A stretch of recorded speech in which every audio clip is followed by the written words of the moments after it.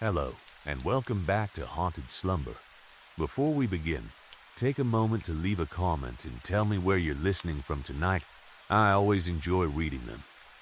Tonight, settle in for 2 hours of slow, atmospheric horror stories, softly narrated to help you relax, clear your mind, and gently drift towards sleep. There will be only 2 or 3 ads during the first 10 minutes. After that, the rest of the journey will be completely uninterrupted. If you enjoy calm, eerie stories made for peaceful late-night listening, don't forget to like this video, subscribe, and turn on notifications so you never miss another haunting tale. Now, get comfortable, let your body become completely still, and allow the sounds of the outside world to slowly fade away. The night is quiet. The lights are fading, and somewhere in the darkness, an old story is beginning to unfold. So close your eyes, take a slow breath, listen carefully, and let the night carry you softly into haunted slumber. Let's begin. Story 1. The routine never changes.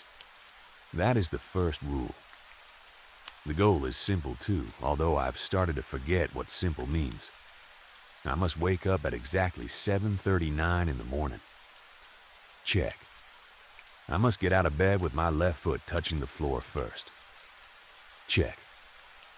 I must walk to the bathroom without looking directly into the mirror above the sink until the light has been on for at least 5 seconds. Check. I must shower with water that is warm enough to fog the glass, but not so hot that the metal handle becomes uncomfortable to touch. Check. I must dress in the clothes I left on the chair the night before. Check. Then I go downstairs. The refrigerator must contain everything required to make pancakes. Milk, eggs, butter, flour, sugar, baking powder. Check. I do not always make the pancakes. That is not important. The ingredients only need to be there. Sometimes I open the refrigerator and stare at them for several minutes, counting everything twice. Other mornings, I touch each item with one finger. Milk, eggs, butter, flour, sugar, baking powder. If something is missing, I do not continue. I go upstairs. I lock the bedroom door. I wait. Luckily, nothing has been missing for 12 mornings. Today should have been 13. After checking the groceries, I washed my hands, dried them on the blue kitchen towel, and looked at the clock above the stove. 8:04. Correct. The next part of the routine was cleaning. Nothing complicated. I am not an especially clean person, or at least I do not remember being one. I only need to vacuum the main hallway quickly. That is all. The hallway is long and narrow. It connects the foyer at the front of the house to the living room, garage entrance, and kitchen farther back. The stairs rise from the middle of it and turn toward the second floor. I know every part of that hallway. I know the number of steps from the front door to the kitchen. 28. I know which floorboard makes a quiet clicking sound beside the stairs. I know the pattern in the carpet. Most people would call it ugly. Blue, gray, and faded yellow squares arranged in repeating sections. Every fifth row has a brighter blue stripe running through it. That stripe is important. Everything is important now. I drag the vacuum from the closet near the garage. It is an old machine, heavy, dingy. The plastic was probably white once, but years of use have turned it a yellow-gray color. There are scratches down both sides, and one wheel squeaks if I push it too quickly. I remember buying it. At least I think I do. There was a store with bright lights. A woman wearing a red vest asked whether I needed help. I told her no. Maybe that happened. Maybe I borrowed the memory from somewhere else. That happens sometimes. I carried the vacuum into the hallway and placed it beside the front door. Then I found the electrical cord wound inside the body. I pulled. The cord came out smoothly. I walked backward through the hallway, letting the cable slide through my hand. This is part of the test. I did not create the test. I discovered it. There is a difference. The cord always reaches almost to the far end of the hallway. Not all the way. It stops at the bright blue stripe 3 rows before the kitchen entrance. I know this. I have measured it. I have written it down. 26 feet 4 inches from the machine. That is the correct length. Today I kept walking. The cord followed. 1 square beyond the stripe. Then another. I stopped. My entire body became cold. The vacuum remained near the front door. The cord stretched behind me in a perfectly straight black line. Too long. 2 colored carpet squares too long. It should have stopped at the bright blue stripe. It had not. For several seconds I did nothing. The house was silent. I listened carefully. No footsteps upstairs. No movement in the walls. No breathing behind me. Nothing. That does not mean I was alone. I inhaled slowly through my nose. Something had tried to trick me. Worse, it had made a lazy mistake. The cord was close enough to normal that another person might never notice. 2 carpet squares, maybe 18 inches. An ordinary person would plug the vacuum in and continue cleaning. An ordinary person would probably never realize the house had changed. That is why ordinary people do not last here. I kept my expression neutral. That is another rule. Never let it know immediately when you notice something. I looked at the vacuum as if nothing was wrong. Then I gave a small laugh. A normal laugh. At least I hoped it sounded normal. Getting old, I muttered. I don't know why I said that. Sometimes speaking helps. Sometimes it does not. I walked back toward the vacuum. My legs wanted to run. I did not. Running tells it too much. When I reached the machine, I placed 1 foot lightly on top of it. There's a button near the back that retracts the cord. I pressed it. The cable snapped loose from my hand and began sliding across the carpet. I watched closely. No blood. No black liquid. No hair caught around the plug. No extra joints forming in the cable. Nothing followed it from the hallway. The cord simply snaked across the floor and disappeared back into the vacuum. For one moment I wondered whether I had made a mistake. Maybe I remembered the length incorrectly. Maybe the cord really had always reached that far. That thought is dangerous. The house likes that thought. I have learned to recognize it. I forced myself to look at the bright blue stripe. No. I knew where the cord ended. I knew. The routine had broken, and whatever lives inside the routine knew that I had noticed. I smiled, just slightly. Then I turned and walked toward the stairs. I did not vacuum. That meant I had failed to complete the morning. But surviving matters more than finishing. The goal would have to wait. Again. I climbed the stairs without looking behind me. At the top, I turned left and entered the master bedroom. The moment I stepped inside, I slammed the door. The sound shook the frame. I locked it. Then I dragged the nightstand across the floor and shoved it against the door. The bedroom door opens inward. The nightstand will not stop something strong. I know that. But every second matters. Sometimes 1 second is enough. A hollow plastic rattling sound came from somewhere in the room. I froze. My eyes moved toward the corner. Nothing. The sound came again. Rattle. Rattle. I realized it was the pull rod on the blinds tapping against the wall. The window was slightly open. I closed it. Then I grabbed the blind cord and lowered everything until the room became dim. Never stay near uncovered windows after a failed routine. I learned that on day 6 or day 12. It is difficult to keep track. I sat on the edge of the bed and listened. My heart was beating hard enough to make my chest hurt. I had escaped again. Another attempt avoided. Another fate delayed. Another day wasted. I looked around the bedroom. It looked like mine. The same bed.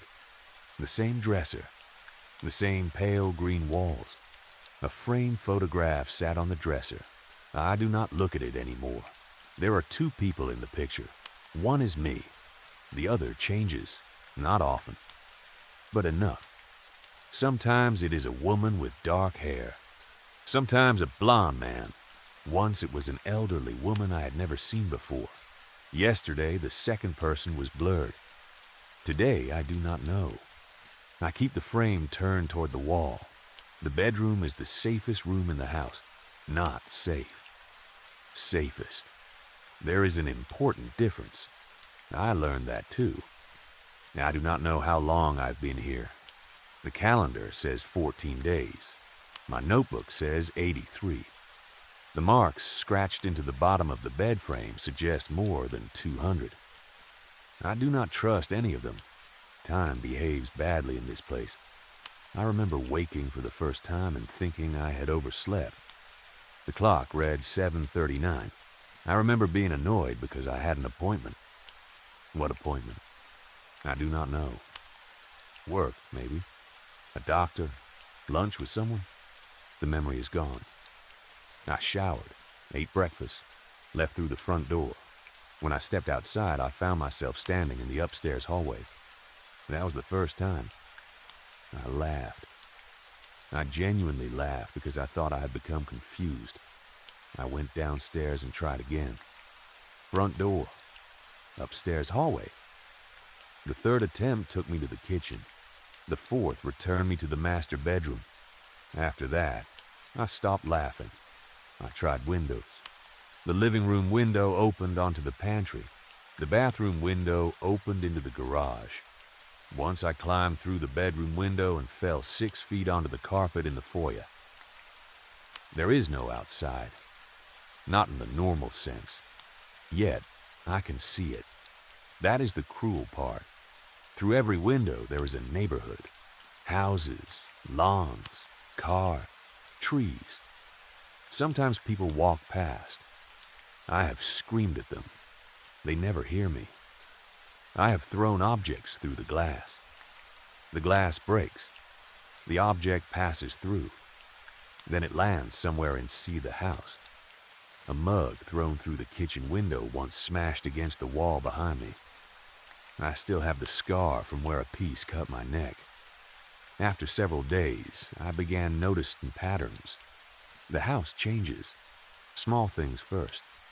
A spoon disappears. The bathroom towels change color. A hallway gains an extra door. The refrigerator becomes deeper. The staircase has 13 steps instead of 12. At first, I thought I was going insane. Maybe I still am. But insanity does not explain physical evidence. I started measuring, counting, recording. That is how the routine began. Wake at 7:39. Bathroom, shower, clothes, groceries, vacuum. After the vacuum, if everything is correct, I continue. I make pancakes, exactly 3. One plain, one with blueberries, one with nothing on it except butter. I place all 3 on the dining table. I sit in the chair facing the front door. I wait until 9:12. Then I open the door. Sometimes the door opens into the upstairs hall. Sometimes the garage. Sometimes the bedroom. But twice it opened somewhere else. The first time I saw sunlight. Real sunlight. Not the pale light outside these windows. Warm sunlight. There was grass beyond the doorway and a white fence. I smelled rain. I stepped forward. The door slammed before I reached it. The second time I saw another house. Not this one. A small brick home with a red mailbox. Someone was standing in the kitchen. A woman.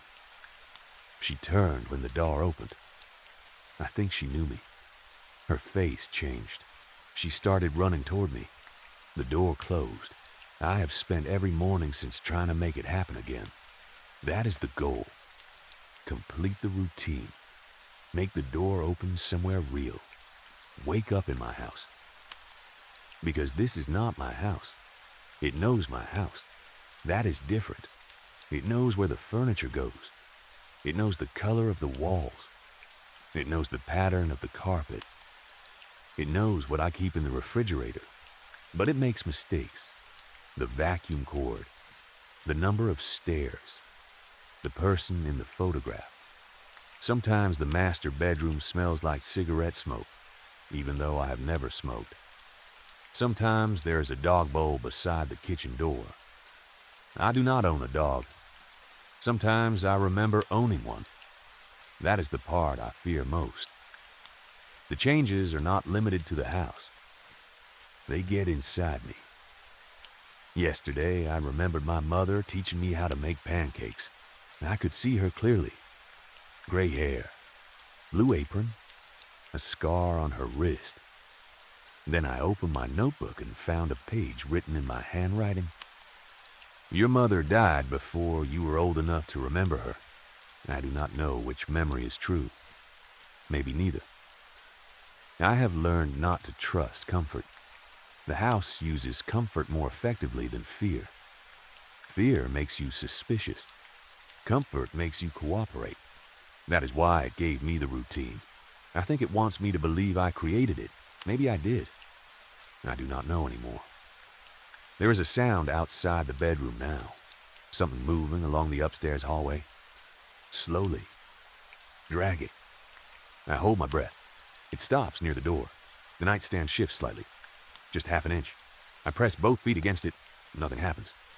Then someone knocks. 3 times. Softly. Knock. Knock. Knock. Are you okay? A woman's voice. I close my eyes. I know that voice. I think I know it.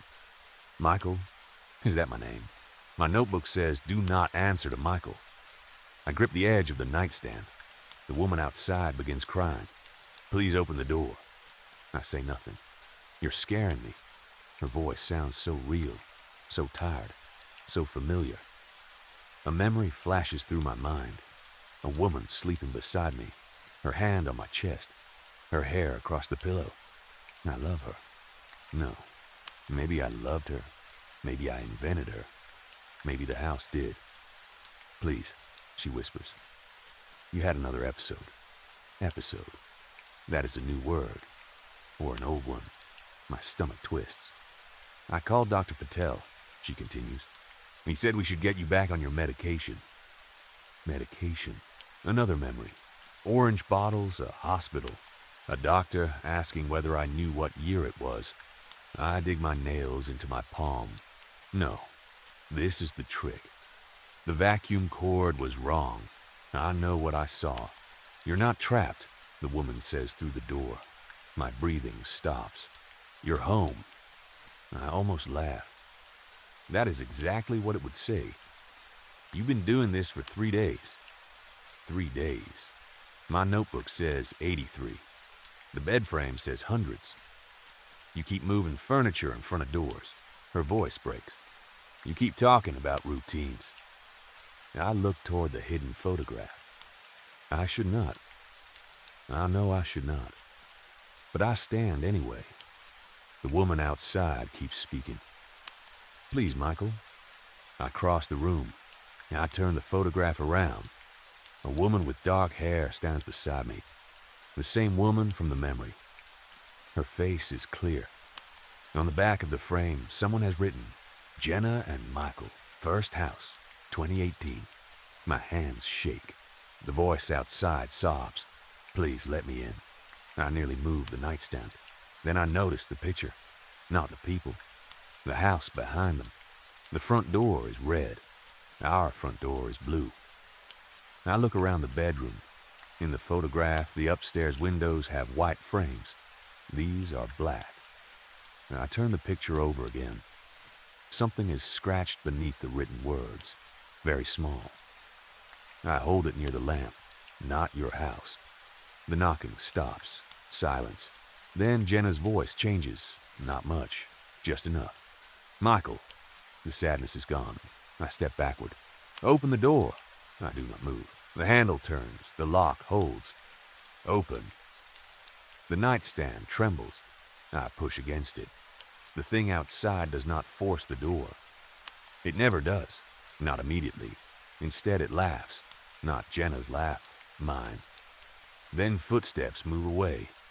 I remain against the nightstand for several minutes. Eventually, the house becomes quiet. I sit on the floor. The routine has failed. That means I cannot try the front door today. I know what happens if I complete a broken sequence. Once, the bathroom mirror was wrong. My reflection lifted its left hand when I lifted my left. It should have mirrored me. I continued anyway. At 9:12, I opened the front door. There was a room beyond it, a nursery. Hundreds of cribs. Every crib held something under a blanket. All the blankets began moving at once. I closed the door before I saw what was inside them. After that, I learned. Broken routine means stop, hide, wait for sleep, begin again. Tomorrow at 7:39, assuming tomorrow exists. I do not know why the house is becoming worse. Maybe I am getting closer. Maybe it is getting better at copying things. At the beginning, the mistakes were obvious. Doors where walls should be. Food with no smell. Clocks running backward. Now it is 18 inches of vacuum cord. A wrong stripe in the carpet. A photograph that almost convinces me. It is learning. Maybe for me. That thought has been sitting in my stomach for days. Every time I notice a mistake, I teach it what to correct. Every time I write something down, perhaps it reads my notes. Every time I reject a false memory, perhaps it learns what kind of memory I will accept next time. Soon the vacuum cord will be perfect. The stairs will always have 12 steps. The groceries will always be correct. Jenna will always have the right face. Then what? How do I escape from a copy with no mistakes? I crawl onto the bed.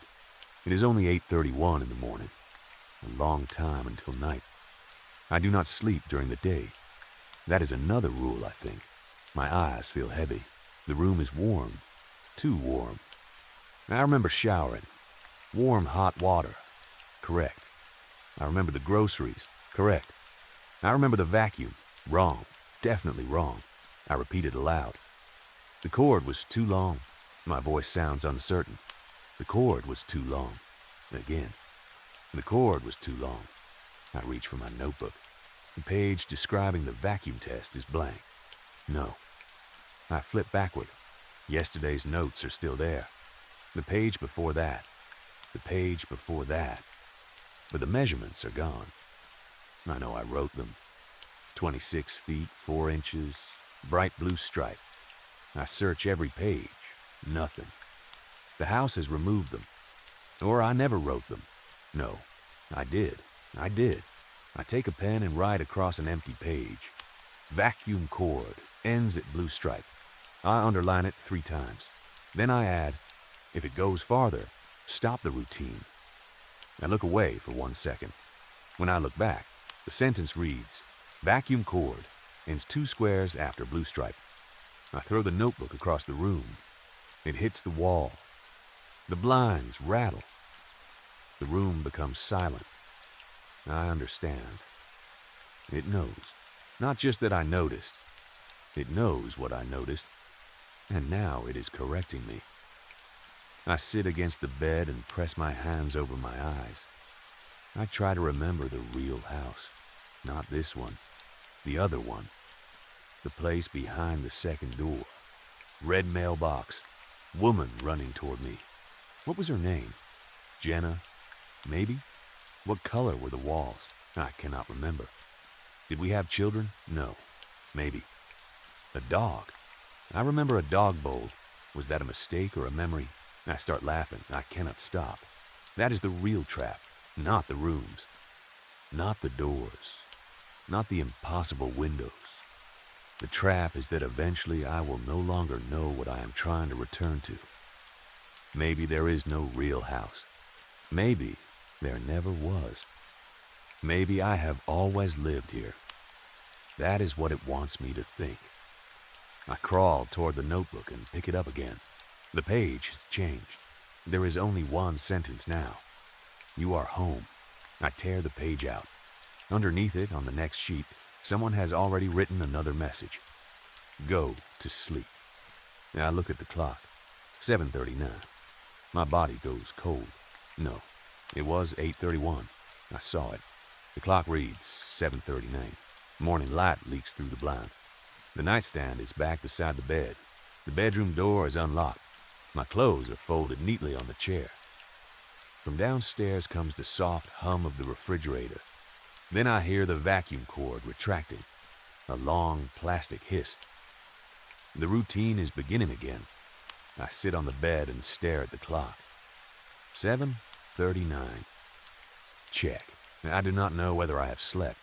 I do not know whether an entire day has disappeared. I do not know whether the failed routine ever happened. But my palms hurt. I look down. There are fresh cuts where my nails dug into them. Proof, maybe. I stand. Left foot first. Check. I walk toward the bathroom. 5 seconds before the mirror. Check. Warm hot shower. Check. Groceries. Check. Everything exactly where it should be. Then I reach the vacuum. I drag it into the hallway. Set it beside the front door. Pull out the cord. I walk backward. 1 square. 2. 3. The bright blue stripe approaches. My heart pounds. The cord stops. Exactly at the stripe. Perfect. I stare at it. The house has learned. Something behind the walls makes a quiet sound. Not a laugh. Almost. I slowly reel the cord back in. The routine remains unchanged. The goal remains simple. Wake at 7:39. Check the groceries, shower, vacuum, make pancakes. Wait until 9:12. Open the front door. Find the real world. Find the red mailbox. Find the woman who might be Jenna. Find myself. I keep going because there is nothing else to do. But each morning the mistakes become smaller. Each morning the house becomes more familiar. Each morning I become less certain that I remember anything outside it. And every night before I finally close my eyes, I ask the same question. When will I wake up in my house? Story 2. I stared at the house from inside my truck and asked myself one last time if I really wanted to do this. The answer was no.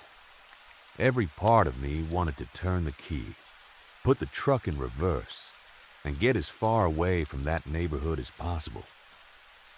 But I had already spent weeks doing exactly that. Driving here, slowing down, looking at the house, feeling my heart begin to pound, then speeding away before I could convince myself to stop. Tonight had to be different. I looked into the rearview mirror. My hair was a mess. I'd forgotten to fix it before leaving home. Not that it mattered much. The dark circles beneath my eyes made me look like I had not slept properly in weeks. That was not far from the truth. Sleep had become something I feared. Every time I closed my eyes, I ended up back here. Not outside the house, inside it. I took a long breath and opened the truck door. The pickup was old, rusted around the wheel wells and worth very little. I did not even bother locking it despite the neighborhood. If somebody wanted to steal it, good luck to them. Maybe they would be doing me a favor. I crossed the road and walked toward the house. The place looked almost exactly as I remembered it. A one-story home sitting behind a narrow brick walkway with 2 dirty windows facing the street. Several pieces of siding had broken away, exposing insulation and dark wood underneath. The grass on both sides of the path had grown far too high, bending over itself in thick yellow-green patches. The porch light was on, although barely. A weak orange glow buzzed above the front door. The house looked terrible, but so did most of the houses I had passed getting there. That was what made it perfect. Nothing about it stood out. Nobody would drive through this neighborhood and think there was anything unusual about that house. I slowed as I walked up the path. I kept looking at the windows, the roof, the narrow gap between this house and the next. I knew I was delaying. What was I even gonna say? "Hello, Julia. Remember that date we went on a few months ago?" Well, ever since then I have been dreaming about your house, seeing some kind of goat-legged monster and feeling like I am slowly dying. Mind if I come inside? I would sound insane. Maybe I was insane. The doctors certainly seemed to think I was suffering from something psychological. Anxiety, panic attacks, sleep deprivation, stress. They had taken blood, checked my heart, asked me questions, prescribed pills, and told me I needed rest. Rest. That was almost funny. Every time I slept, I woke up in this house. I finally reached the front door. The paint had once been yellow, but years of weather had stripped most of it away, revealing gray wood underneath. I stared at it. What the fuck am I doing? My hands were inside my jacket pockets. When I pulled them out, my palms were wet with sweat. I wiped them against my jeans. Then I knocked. Nothing. I waited, knocked again. Still nothing. For one hopeful second, I thought maybe Julia had moved. Maybe nobody lived here anymore. Then I heard movement from inside. A woman's voice shouted through the door. "Who the fuck is knocking on my door in the middle of the night?" I knew the voice immediately. "Hey, Julia. It's Ted." Silence. "Ted?" "Yeah. We went out a couple months ago." The door opened only a few inches, stopped by the chain lock. Julia looked at me through the gap. She was still beautiful. Annoyed, but beautiful. Her shoulder-length black hair was messy, and her face looked a little thinner than I remembered. She had that same pale, sunken look that had made me think of the woman from Fight Club when we first met. A cigarette rested between two fingers. I smiled. She did not. "What do you want, Ted? Can we talk?" "I'm not interested. I thought I made that pretty obvious." "Yeah, I know. I'm not here because of that." She took a drag from the cigarette. When a woman stops answering you, she's usually saying something. "I got the message." "Did you?" "Yes." "Then why are you standing outside my house at midnight?" I opened my mouth, but she continued. "My boyfriend is here, by the way.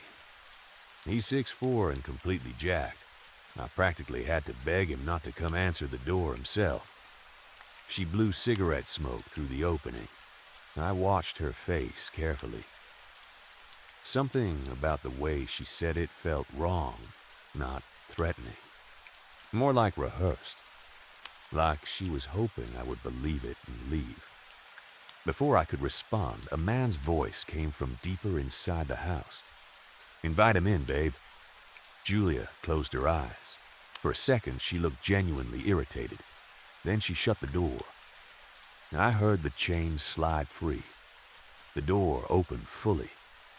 "Come on in." Her voice sounded defeated. I stepped inside. The living room smelled heavily of cigarettes, old carpet, and beer. A man stood near the sofa. He was definitely not 6'4". He was middle-aged, balding, heavy around the stomach, and wearing a white t-shirt with stained jeans. He looked nothing like the violent bodybuilder Julia had described. He smiled warmly and held out his hand. I shook it. "Thanks for letting me in," I said. "I promise I'm not staying long. I just really needed to come here." "No problem." Julia moved beside him. She actually looked happy standing next to him. That surprised me.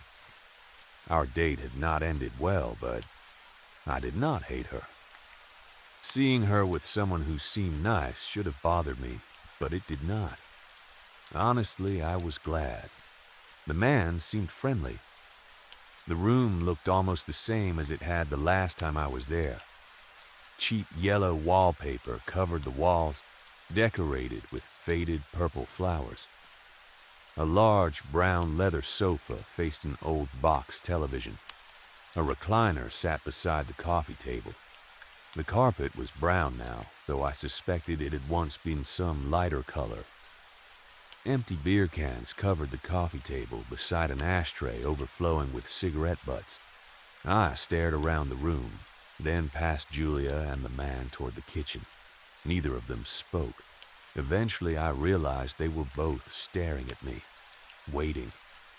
"Oh, sorry. Can I sit down?" Julia folded her arms. "Fine. Tell us why you're here, and then you can leave." She paused. "Or you can leave before telling us. You can leave now if you want." The man looked at her.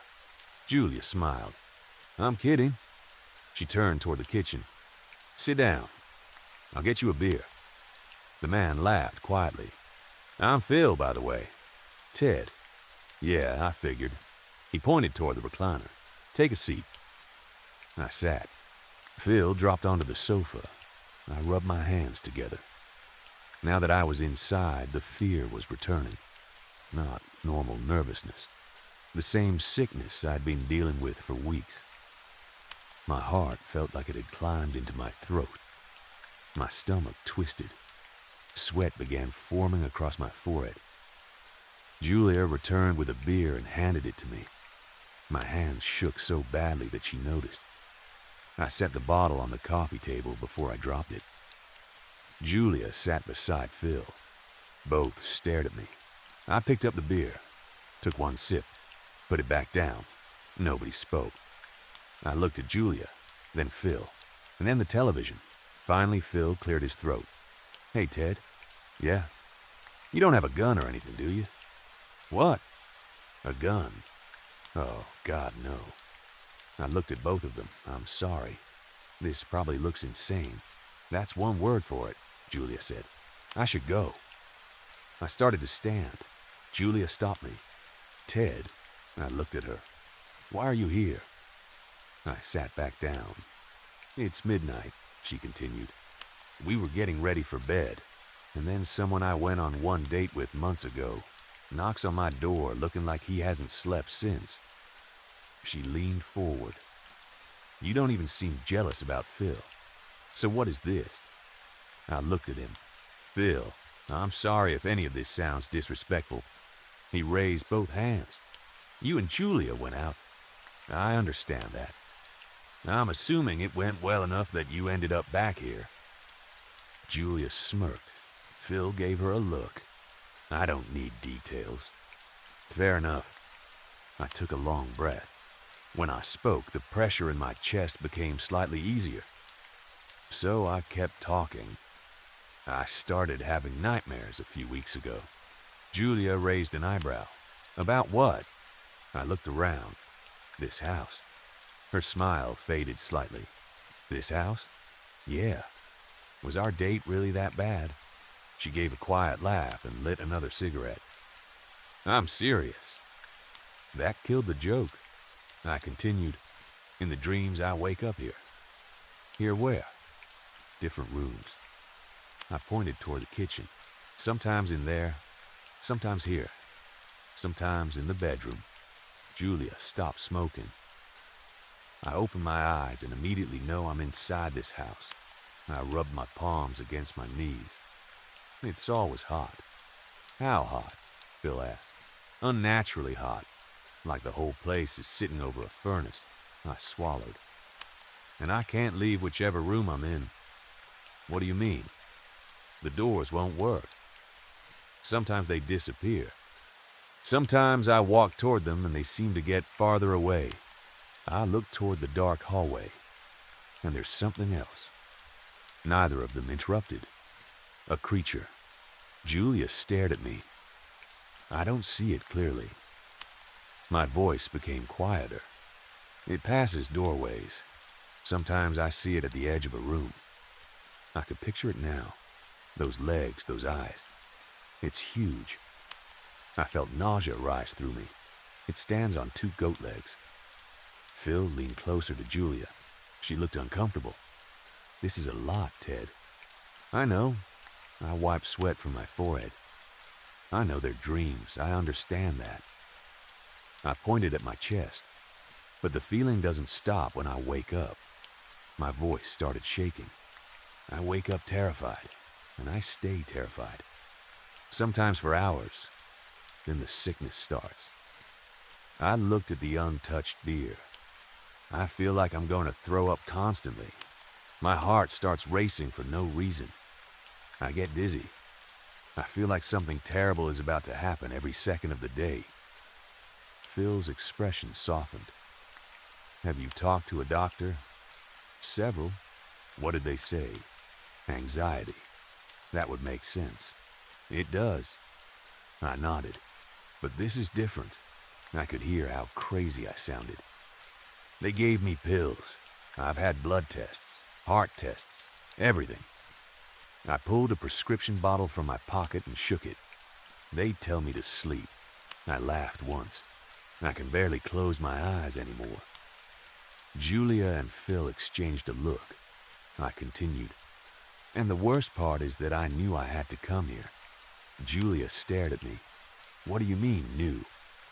I don't know. That doesn't answer me. It felt like this place was calling me. The room became very quiet. I kept driving past. Julia's eyes narrowed. How many times? Maybe 5 or 6. This week? Yeah. So you've been watching my house? No. Ted, I never stopped. I raised both hands. I swear. I drove past because every time I tried to stop, I panicked. I lifted one hand. It was visibly shaking. Look. Phil watched it. I've been terrified of this house.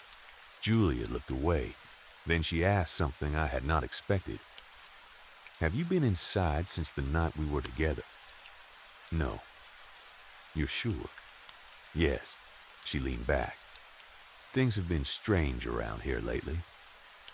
Phil looked at her. What things? Julia ignored him. The basement. My stomach tightened instantly. What about it? It feels wrong. Phil frowned. You never told me that. Julia shrugged. I didn't think it mattered. What do you mean wrong? I don't know. She tapped ash into the tray. I don't like going down there anymore. She looked directly at me. Have any of your dreams taken you into the basement? I slowly shook my head. I didn't even know you had one. Julia pointed toward the hallway. The door at the end. I looked. Even from the living room, I could see it. The moment my eyes settled on the door, my stomach cramped. I leaned forward slightly. Phil noticed. You okay? I did not answer immediately. The sickness had suddenly become stronger. Then I realized something. In the dreams, both waited. The closer I get to that door, the worse I feel. Nobody spoke. A long silence followed. Finally, I said, That's why I came tonight. Julia looked at me. I can't do this anymore. My voice cracked. I don't want another doctor taking blood and telling me how many things are wrong with me. I felt tears burning behind my eyes. I don't want another therapist telling me to breathe slowly while they write another prescription that makes me feel like a zombie. I put my face into my hands. I just want it to stop. The nausea became overwhelming. My whole body felt hot. Julia stood. Come on, Phil. What? Let's get him something. For what? I don't know. Water. Something. I heard them whispering as they walked past the kitchen and disappeared down the hallway. I remained in the recliner. For several seconds, I stared at the carpet. Then my stomach twisted violently. Water. I needed water. I rushed into the kitchen. I grabbed a glass from beside the sink and filled it. My hands were shaking so hard, that water spilled across the counter. I took one pill from the bottle in my pocket and swallowed it. Then I leaned over the sink and watched the water circle the drain. My breathing was heavy. Sweat ran down my face. This was a mistake, I whispered. Then louder, "Hey, I think I should go." No answer. "Julia?" Nothing. "Phil?" Silence. Then the television switched on. Static exploded through the living room. The sudden buzzing made me jump. I turned. The screen showed nothing but black and white snow. I approached slowly. Something moved behind the static. At first, I thought it was only distortion. Then I saw two dark shapes. Eyes. Huge black eyes. They were watching me through the television. Every time I moved, they followed. The static began fading. The eyes became clearer. Angry, not simply watching. Hating. The sickness inside me suddenly became unbearable. Pain exploded through my stomach. I dropped to my knees. It felt like something had punched through my body. I pressed both hands against myself. The eyes stared down from the television. For several seconds, I genuinely believed the thing behind the screen was trying to kill me simply by looking at me. Then the television turned off, and the pain vanished. Not slowly, instantly. I sat there on the floor, breathing hard. Footsteps thundered from the hallway. Phil appeared. "It's Julia." His white shirt was covered in dark red stains. I stumbled to my feet. "What happened?" "Something's wrong with her." I looked at the blood. "What did you do?" "What?" I glanced at the television, then back at him. Phil stared at me. For 1 second, suspicion passed between us. Then he turned and ran down the hallway. I followed. Julia was lying on the bed. Her arms rested at her sides. Blood covered her face and forearms. Phil rushed toward her. "The blood's mine." He held up his hand. A deep cut ran across his palm. "Just fucking help me." He grabbed Julia by the shoulders. "Baby?" He shook her. "Julia." No response. "Don't fucking die, please." I stood near the doorway, trying to understand what I was seeing. Then I noticed the room. It had changed completely since the last time I was there. Months earlier, the walls had been plain white, stained in places like some cheap motel room. Now, red and black symbols covered them. Upside-down pentagrams, circles, writing in languages I could not recognize. Long red and black candles burned beside the bed, their wax dripping directly onto the nightstand. Then I saw the floor. Several figures made from wicker and straw stood on a wooden board. I moved closer. 2 large circles had been carved into the wood. Inside the inner circle stood 3 human-shaped dolls. 2 held hands. Each had a half of a red heart painted across its chest, forming a complete heart when placed together. The third faced them. It also had a heart, but its heart was gray. On the outer circle stood another figure. This one wasn't shaped like a person. It was mostly an elongated head. 2 large black eyes had been painted onto it. Angry eyes. The same eyes from the television. My heart began pounding. The sickness returned. Then I noticed something else. The inner circle had a small break in it. A path now connected the inner and outer circles. The moment I saw that opening, my nausea suddenly weakened. I turned toward the bed. Phil had his head against Julia's chest. "Anything?" "She's breathing." He looked up.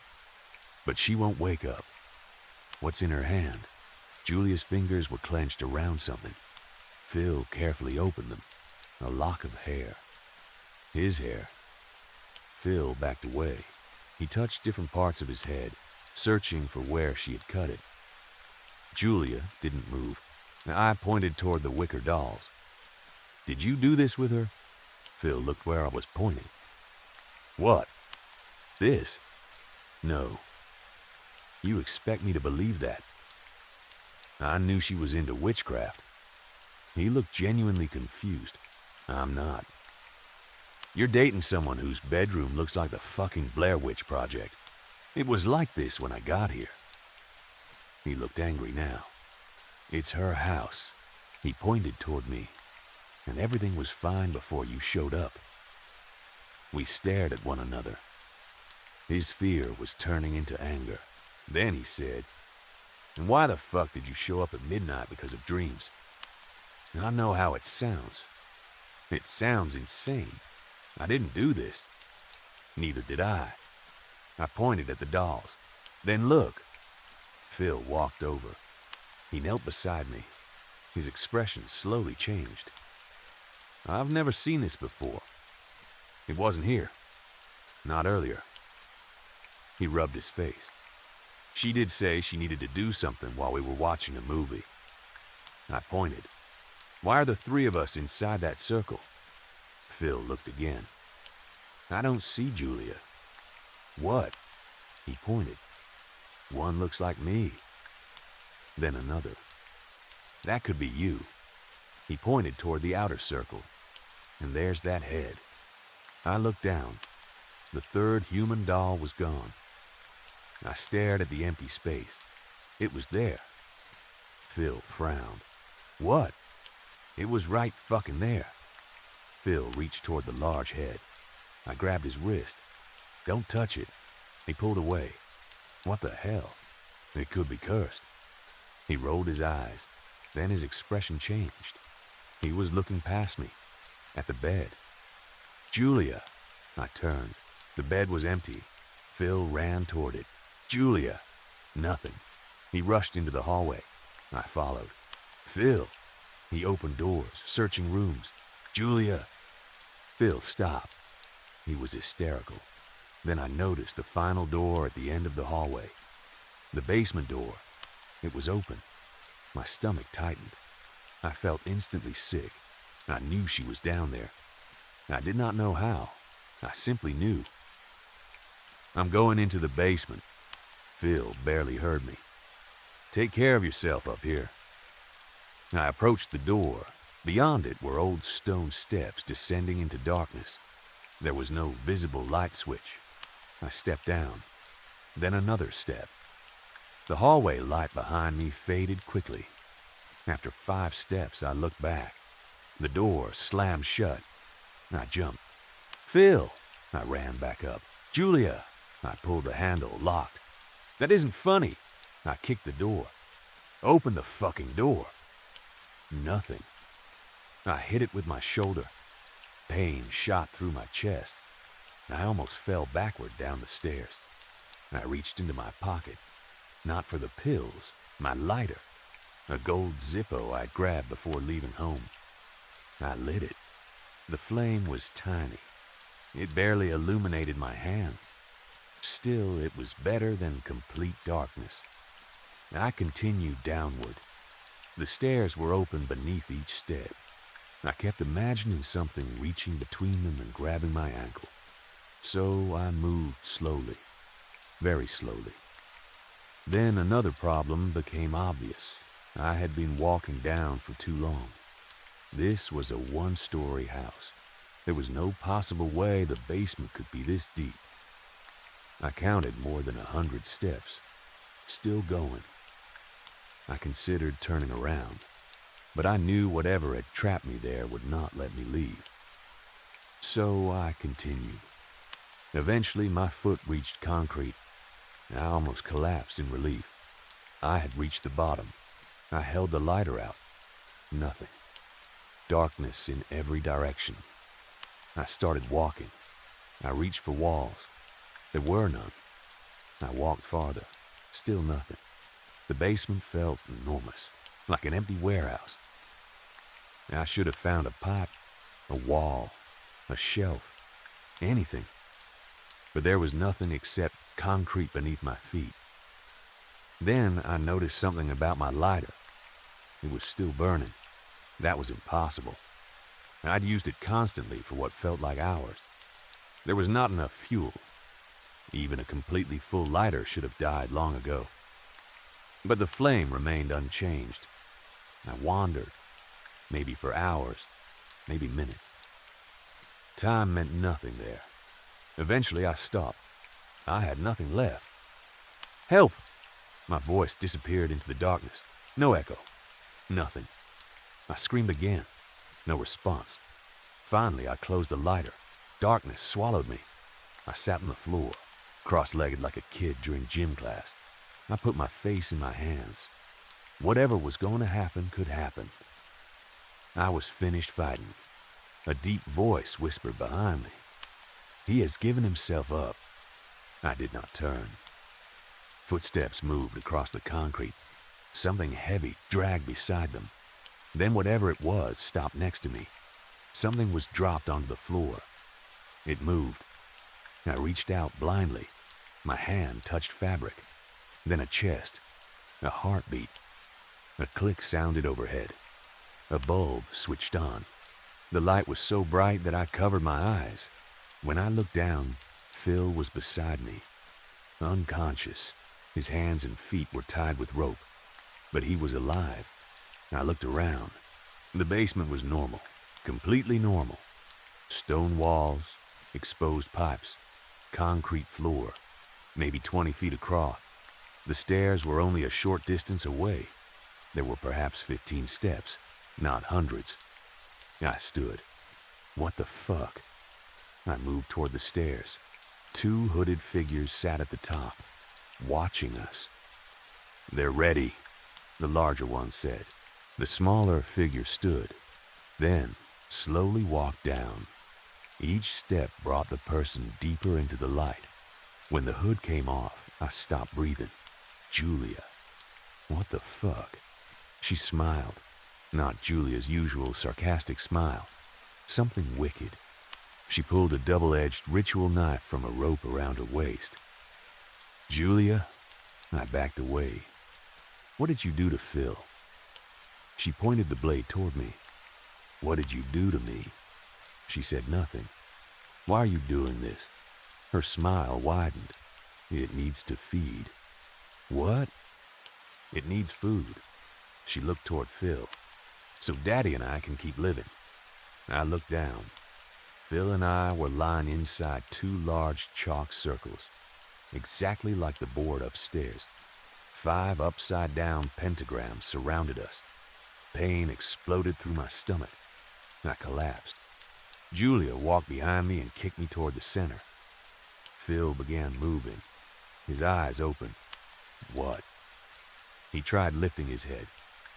Julia? She stood above him with the dagger. Her hand began shaking. Her expression changed. Tears appeared.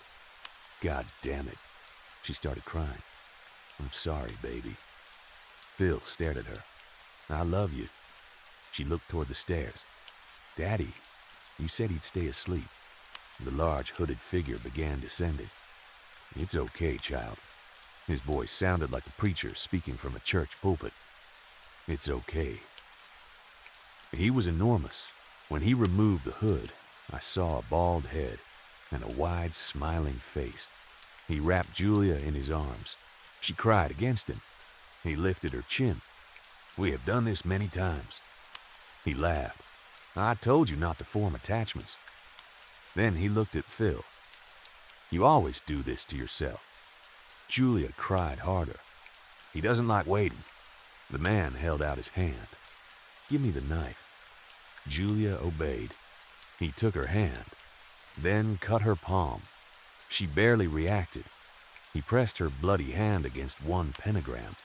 The white chalk immediately turned red. It began glowing. Then he cut his own palm, placed it against another symbol. The second pentagram glowed brighter. Then he grabbed me. I tried pulling away. His strength was unbelievable. He forced my hand open.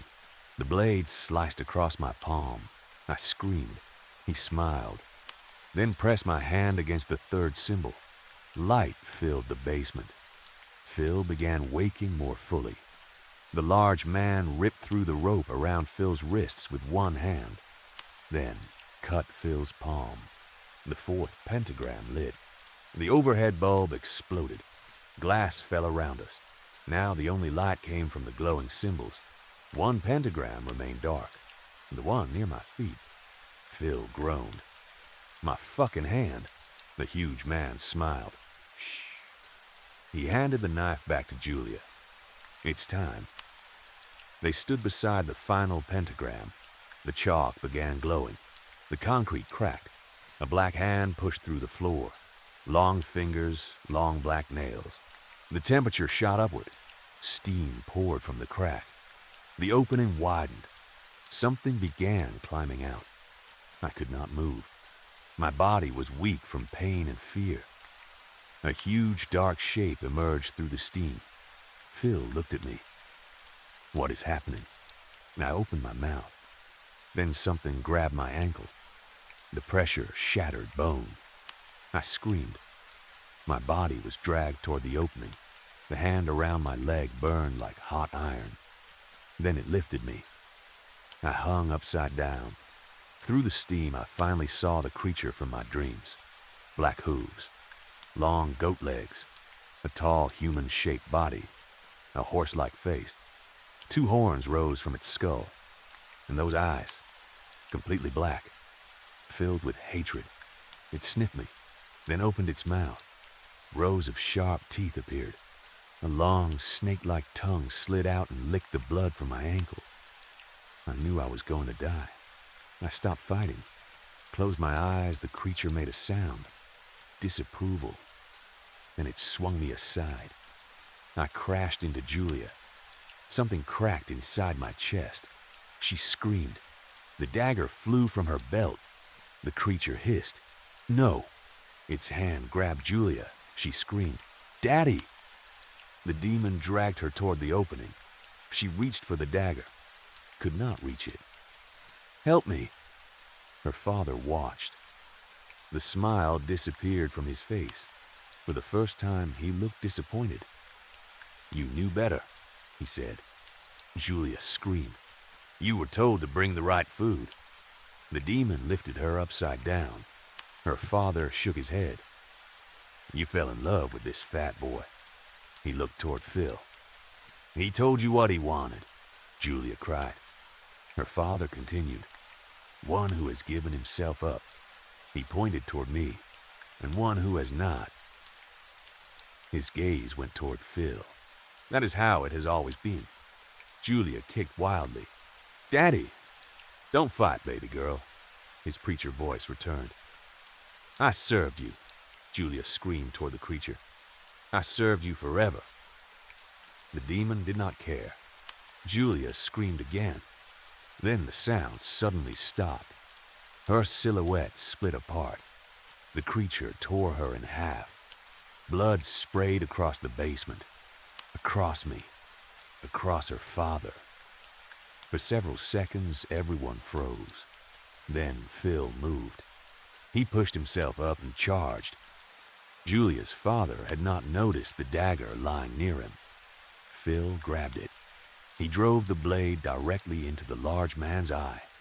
The man screamed and collapsed onto one knee. Phil rushed toward me. "Let's go." He put my arm around his shoulders. I could barely stand. My ankle was destroyed. My ribs felt broken. But together we reached the stairs. Behind us, Julia's father continued screaming. Then another sound filled the basement. Bones cracking. Wet tearing. I knew what the creature was doing. I didn't look back. Phil helped me climb the stairs. We stumbled through the hallway, then out the front door. Morning sunlight hit us. I'd never been so happy to see the sun. Phil dragged me across the yard and eventually lowered me onto the grass. We stared at the house. Steam poured from the basement windows. Neither of us spoke for a long time. Then Phil looked at me. Man, he took a breath. "I really fucking wish you hadn't come over." I stared at him. Then I laughed. He laughed too. It hurt like hell. But we laughed anyway. Phil turned out to be a great guy. After that night, we stayed in touch. We met at bars occasionally. We talked about Julia, about the basement, about the creature, about trying to return to normal life after seeing something that should not exist. We also prepared a story in case the police ever came asking questions. They never did. No police, no missing person investigation that reached us. Nothing. Eventually, we stopped waiting. We made a promise not to tell anyone what really happened. Not because we thought people would believe us. Because we were afraid somebody might go looking for that thing. We survived. That seemed like enough. My ankle healed badly, but I could walk. The dreams stopped. The nausea disappeared. For the first time in months, I slept through the night. Life slowly became normal.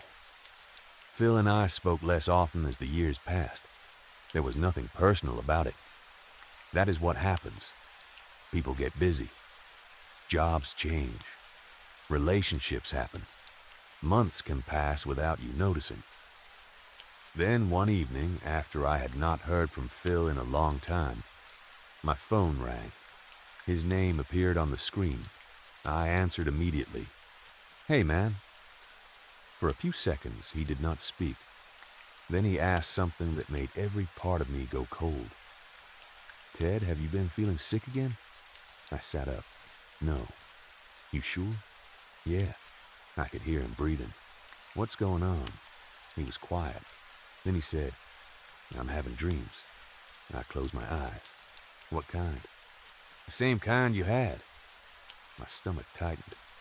"About Julia's house?" "No." "Where?" "The woods." I stood. Phil continued. "I keep waking up in the middle of these woods. I don't know where they are, but every time I dream, I get a little farther." His voice shook. "And there's someone waiting for me." "Who?" "A man." "What man?" "Big." My grip tightened around the phone. "One eye." I stopped breathing. Phil continued. "He's standing inside the same circle." "What circle?" "The demon circle." The room around me suddenly felt much colder. "The same one from the basement." Phil swallowed. "The dream always ends when I get close enough to see his face." I remembered Julia's father, the ritual knife, Phil driving it into his eye. "He's alive," I whispered. "I think so." Phil's breathing became faster. "And I'm getting sick." "How sick?" "The way you were." My heart began pounding. "Nauseous." "Yeah." "Can't sleep." "Yeah." "Panic?" "All the time." I grabbed my keys. "Ted." "What?" "I know where I have to go." "No." "I can feel it." "Phil, listen to me. It's calling me." I was already moving toward the door. "Do not go anywhere." "I have to find him." "No, you don't." "Yes, I do." "Phil." My voice became hard. "You remember what happened last time?" "I remember. You almost died." "So did you." "I'm serious." "So am I." He sounded exhausted. "I know that if I don't go, this isn't going to stop." I understood exactly what he meant. That was the worst part. I could not tell him he was wrong. Because years earlier I had felt the same thing. That pull. That certainty. The knowledge that somewhere out there was a place waiting for me. I stepped outside. "Where are you?" he told me. "Stay there. Ted, you are not going alone." There was silence on the line. Then Phil gave a tired laugh. "Jesus Christ, man." "What?" "I really fucking wish you'd stop showing up." Despite everything, I smiled. "Yeah." I unlocked my truck. "But you're not going into those woods without me." Story 3. A weak candle flame trembled beside Cecilia Westcott's still face, throwing soft light over her features while the rest of the room remained buried in shadow. Several other candles had been placed around the chamber, but their small flames seemed helpless against the darkness pressing in from the monastery walls.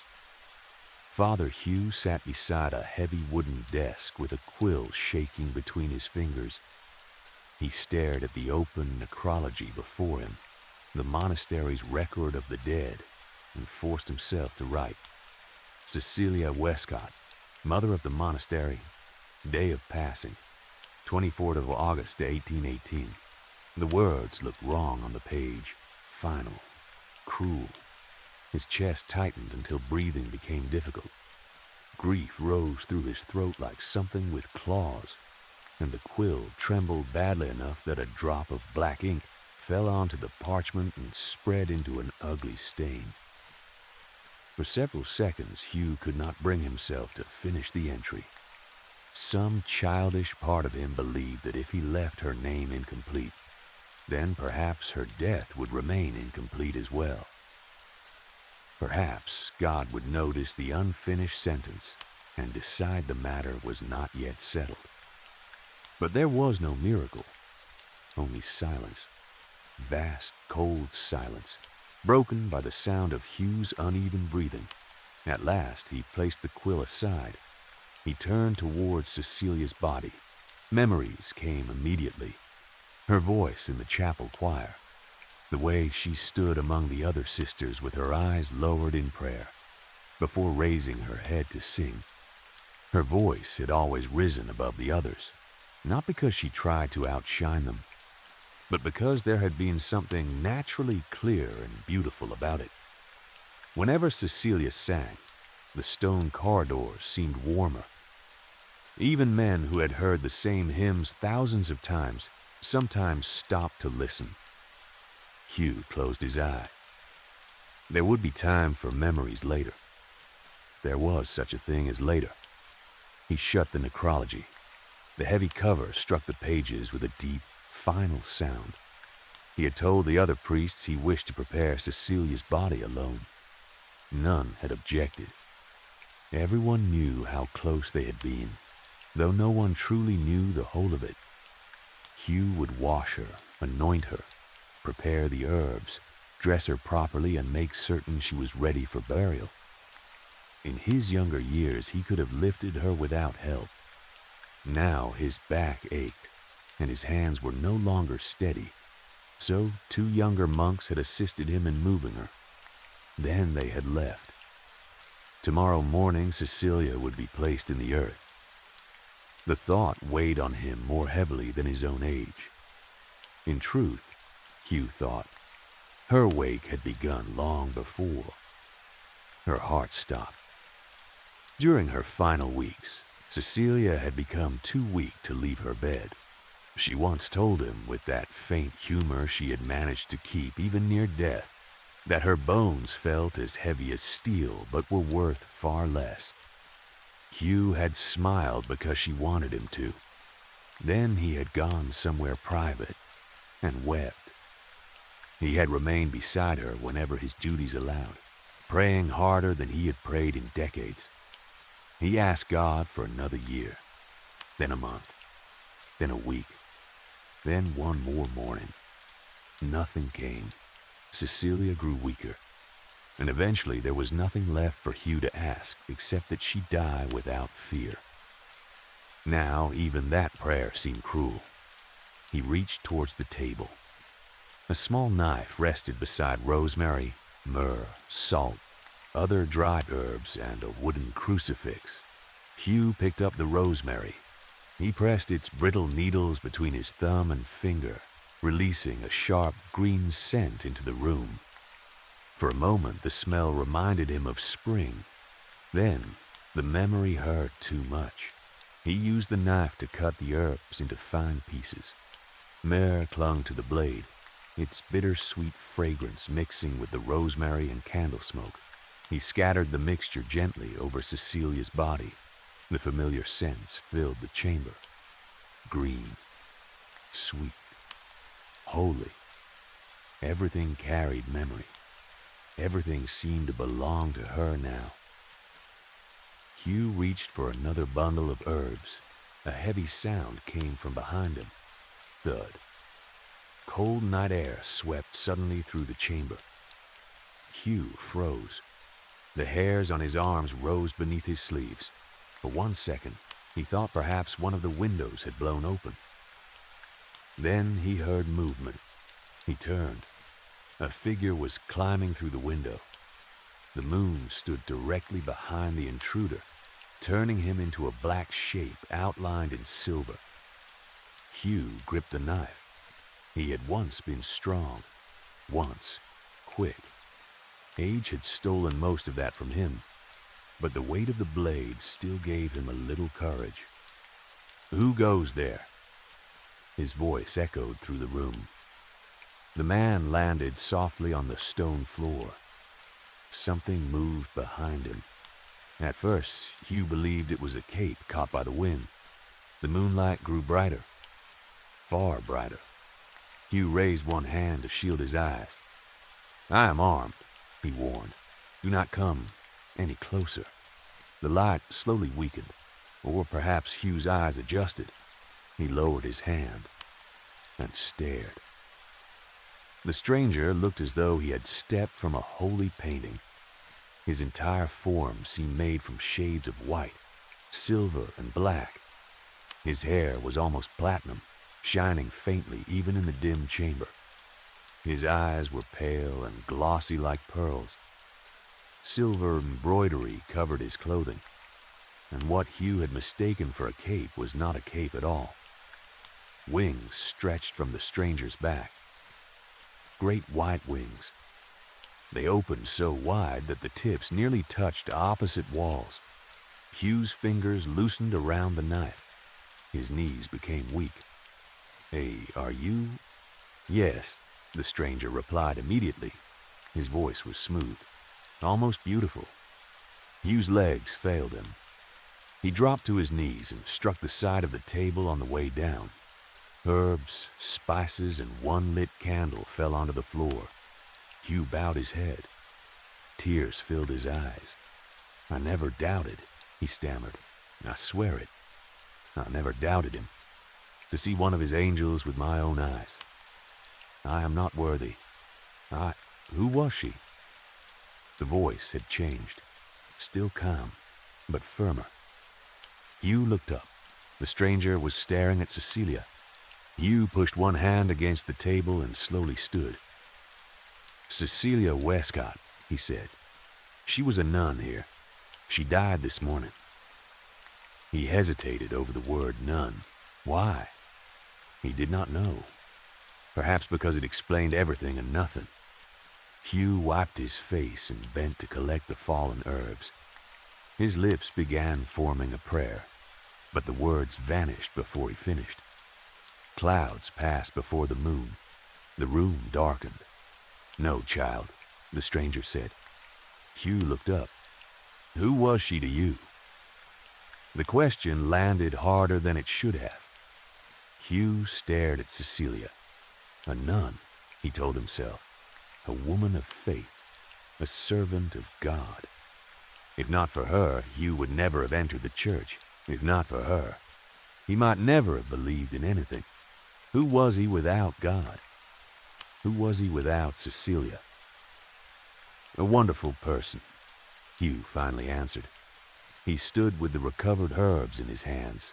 Then he realized the room had changed. The moonlight was gone. The candles seemed weaker. And where the bright stranger had stood, there was now only darkness.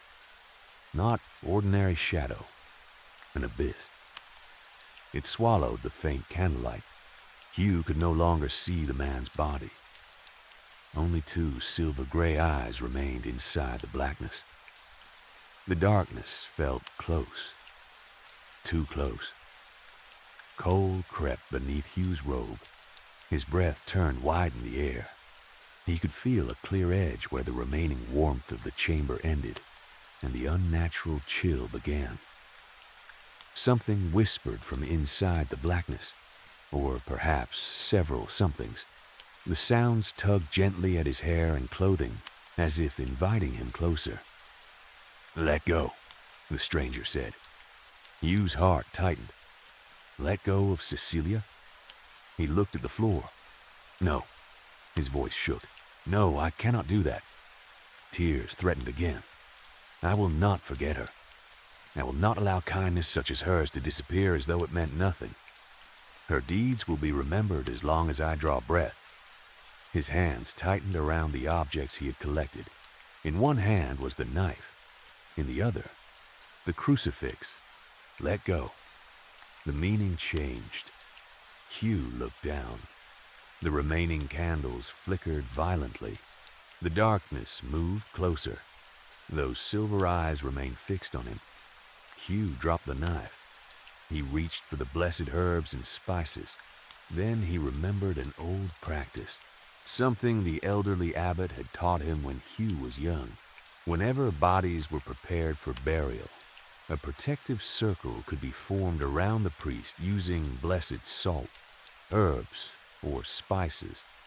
Most younger monks treated it as superstition, a ritual inherited from an older age when people believed the dead could attract unwanted visitors. Hugh had never entirely stopped believing it. With trembling hands, he poured the remaining mixture onto the stone floor. He formed an uneven circle around himself. As he worked, he whispered the old words of warding. The rule had always been simple.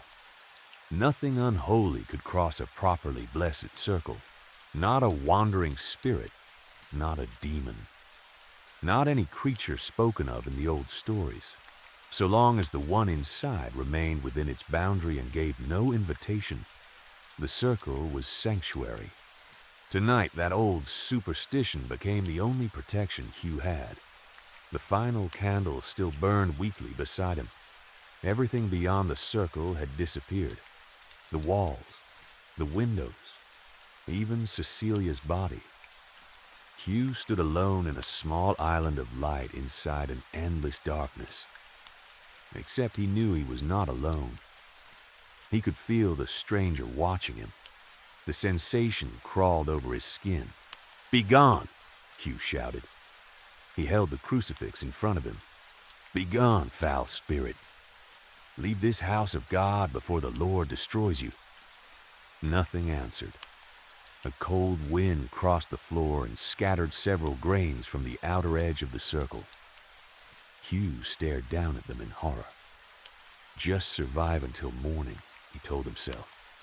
When daylight came, the monastery would be full again. Monks, nuns, priests, people of faith. Someone would know what to do. "Morning will never come for you, child." The voice was no longer smooth. It had become deep and rough, almost a growl. Hugh tightened his grip on the crucifix. "And do not call me spirit." "Then demon," Hugh spat. "You know you have no authority here." "That much is true." The voice seemed amused. "If there were monks or nuns present." A pause. "But alas, there is only a demon and a child inside this so-called house of worship." Hugh looked nervously at the circle. A hand emerged from the darkness. It was hideous. Thin gray skin stretched over bone. Patchy fur clung to it like the coat of a dying dog. Each nail was long, black, and serrated. The hand reached towards the protective line. One claw touched the herbs. The flesh immediately hissed. Blisters rose across the fingers. The smell was terrible, like rotting meat soaked in sulfur and set on fire. Hugh covered his mouth and stepped backwards until his heel nearly touched the opposite edge of the circle. "The faith of pious men still remains within it," the demon said calmly. The damaged hand withdrew. "I assume you did not bless this mixture yourself." Hugh felt anger rise beneath the fear. "Child," he shouted, "I am a priest. I am father of this community. I serve the one true God." "A father?" The demon laughed softly. "No."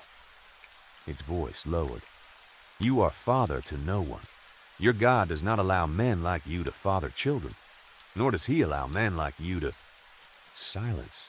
Hugh's scream echoed into the darkness. He clutched the crucifix until the wooden edges dug into his palm. The demon chuckled. "Dry. mocking. You want me gone, do you not? Of course, Hugh thought. The question was absurd. And I want you outside that circle, the demon continued. Perhaps we can help one another. Hugh said nothing. Say my name, the demon said. Say it correctly once and I will leave this monastery.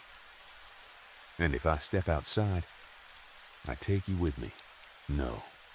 No? The demon repeated. My answer is no. Hugh drew himself straighter. When morning comes, this place will be filled with servants of God. Have you become deaf in your old age? The darkness pressed closer. I already told you. Morning will not come for you. And what would a thing of night know of morning? Silence. Hugh swallowed. Demons were deceivers. That much he knew. Whatever power this creature had existed through fear, temptation, and weakness. It wanted him to leave the circle. Therefore, he would remain inside. As long as he stayed within it, the demon could do nothing. As long as I remain here, I can bring her back. Hugh's thoughts stopped. The softness returned to the demon's voice. His grip on the cross weakened. Do not tempt me with such an obvious lie, Hugh said. His voice was quieter now. If you possessed power over death, surely a circle of herbs would not trouble you. He lowered the candle onto the floor. I know little about demons besides their love of deception. Tell me this. How am I supposed to learn your name? The voice responded immediately. You are an educated man. Something moved within the dark. I will allow you to ask questions. I will answer truthfully, provided the answer does not directly reveal my name. Hugh frowned. And what do you gain? Ah, the demon sounded pleased. You understand that every bargain has two sides. Hugh imagined possible demands, his remaining years, his eyesight, his hands, his soul. Would he surrender any of those for Cecilia? Would he give his life for hers? The answer frightened him because it came too easily. Toss the crucifix into the darkness, the demon said. Hugh stared at the cross. Abandon the light. Its voice came closer. Face the darkness alone. You expect me to trust you. An opportunity like this does not often come, child. The creature laughed. You would be a fool to waste it. A fool? Hugh snapped. I would be a fool to believe you without proof. I have rarely heard a man of faith demand proof. The demon sounded amused. If you are the believer you claim to be, then believe. It paused. And besides, when a true bargain is made, I cannot lie about its terms. Warm breath touched Hugh's face. You stand at the gates of hell, child. One soul rests beyond them. The soul closest to your heart. Hugh closed his eyes.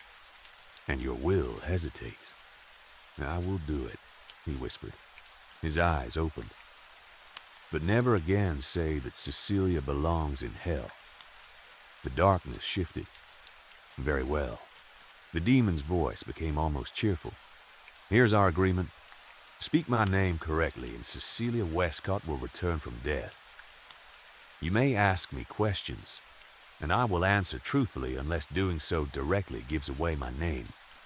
And in return, you throw away the cross. Hugh looked at it.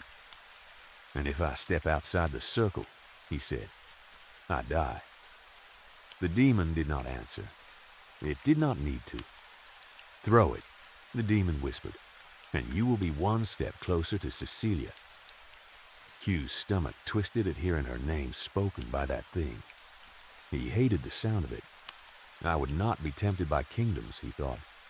Not by gold, not by power, not by all the world. So why her? But Hugh already knew. He simply refused to speak the answer.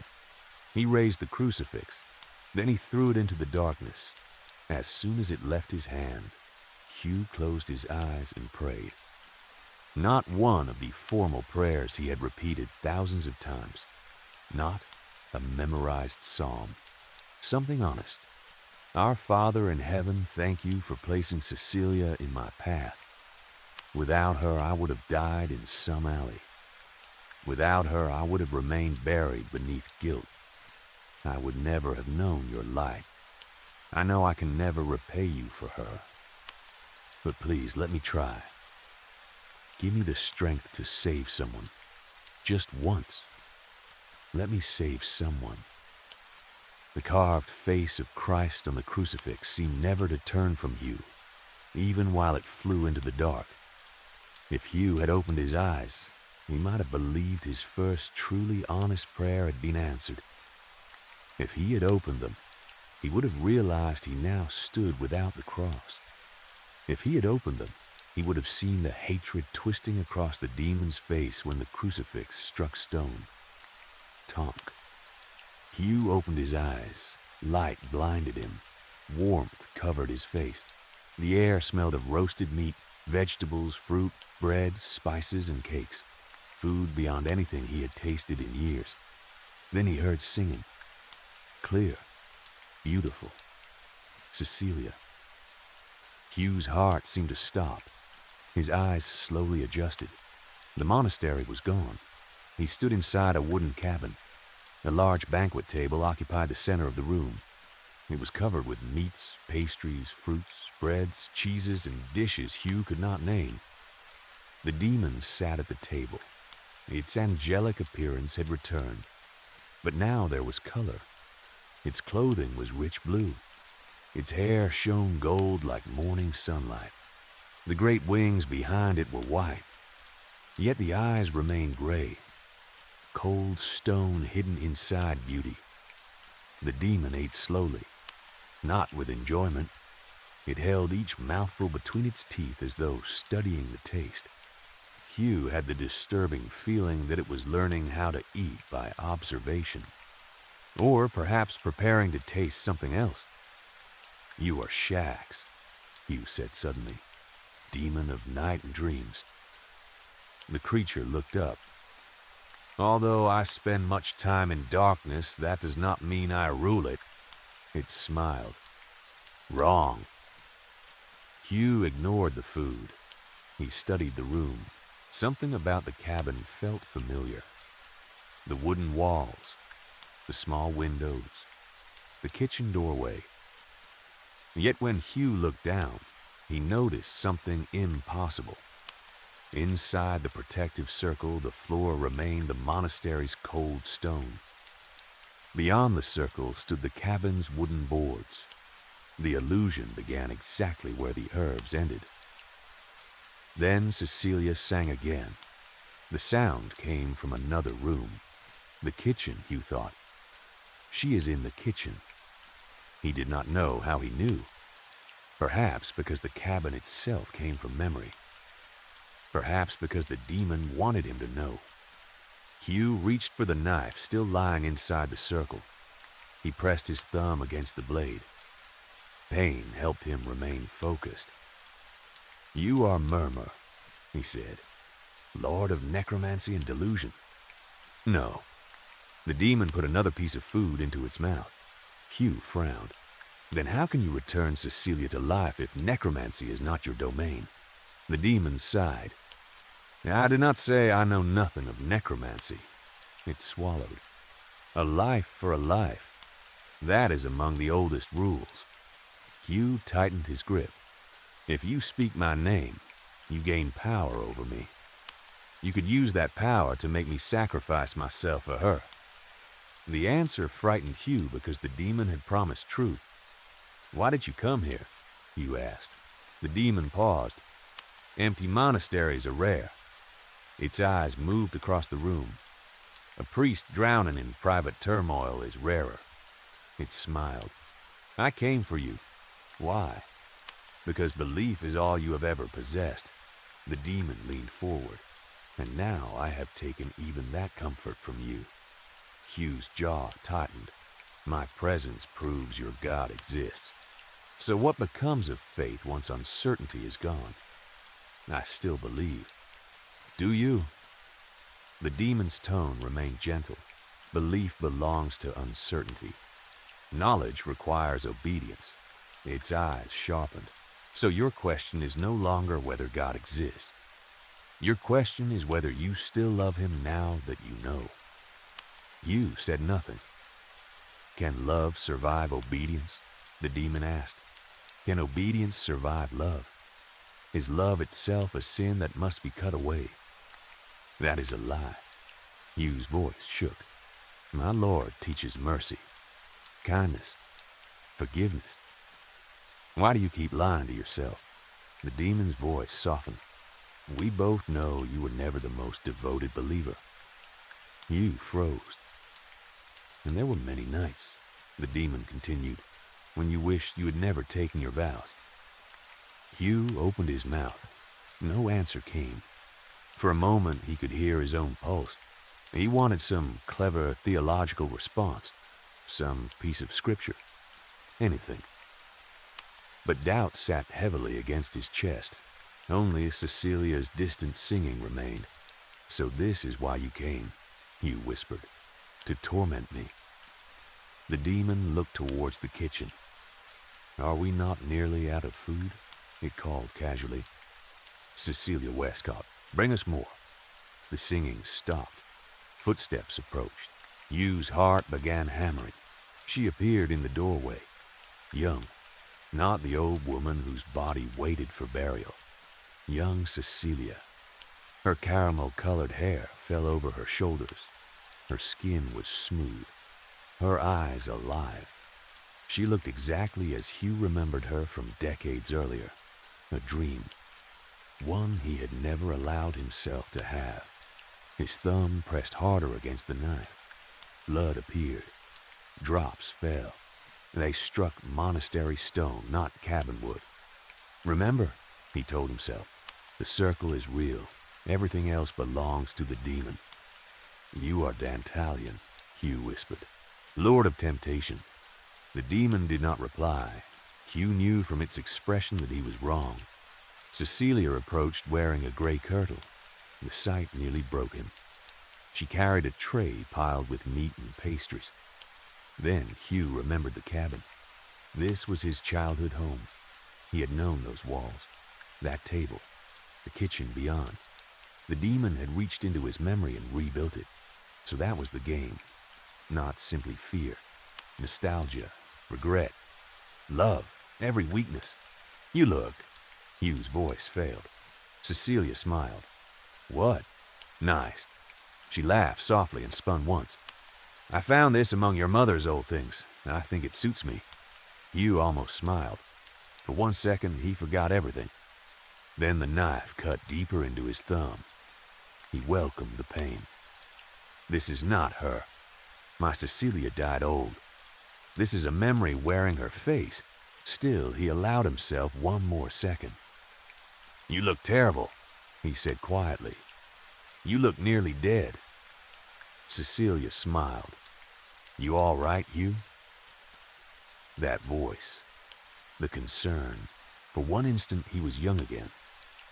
Yes, he whispered. I am all right. He swallowed. I am only happy to see you. That was not a lie. Then Hugh looked down. His blood ran cold. One of his feet had moved closer to the edge of the circle. He had not noticed himself taking the step. Cecilia stood on the wooden floor outside. Hugh immediately stepped backwards. Cecilia, you should leave. He could not look at her. You know I can't. She sounded playful.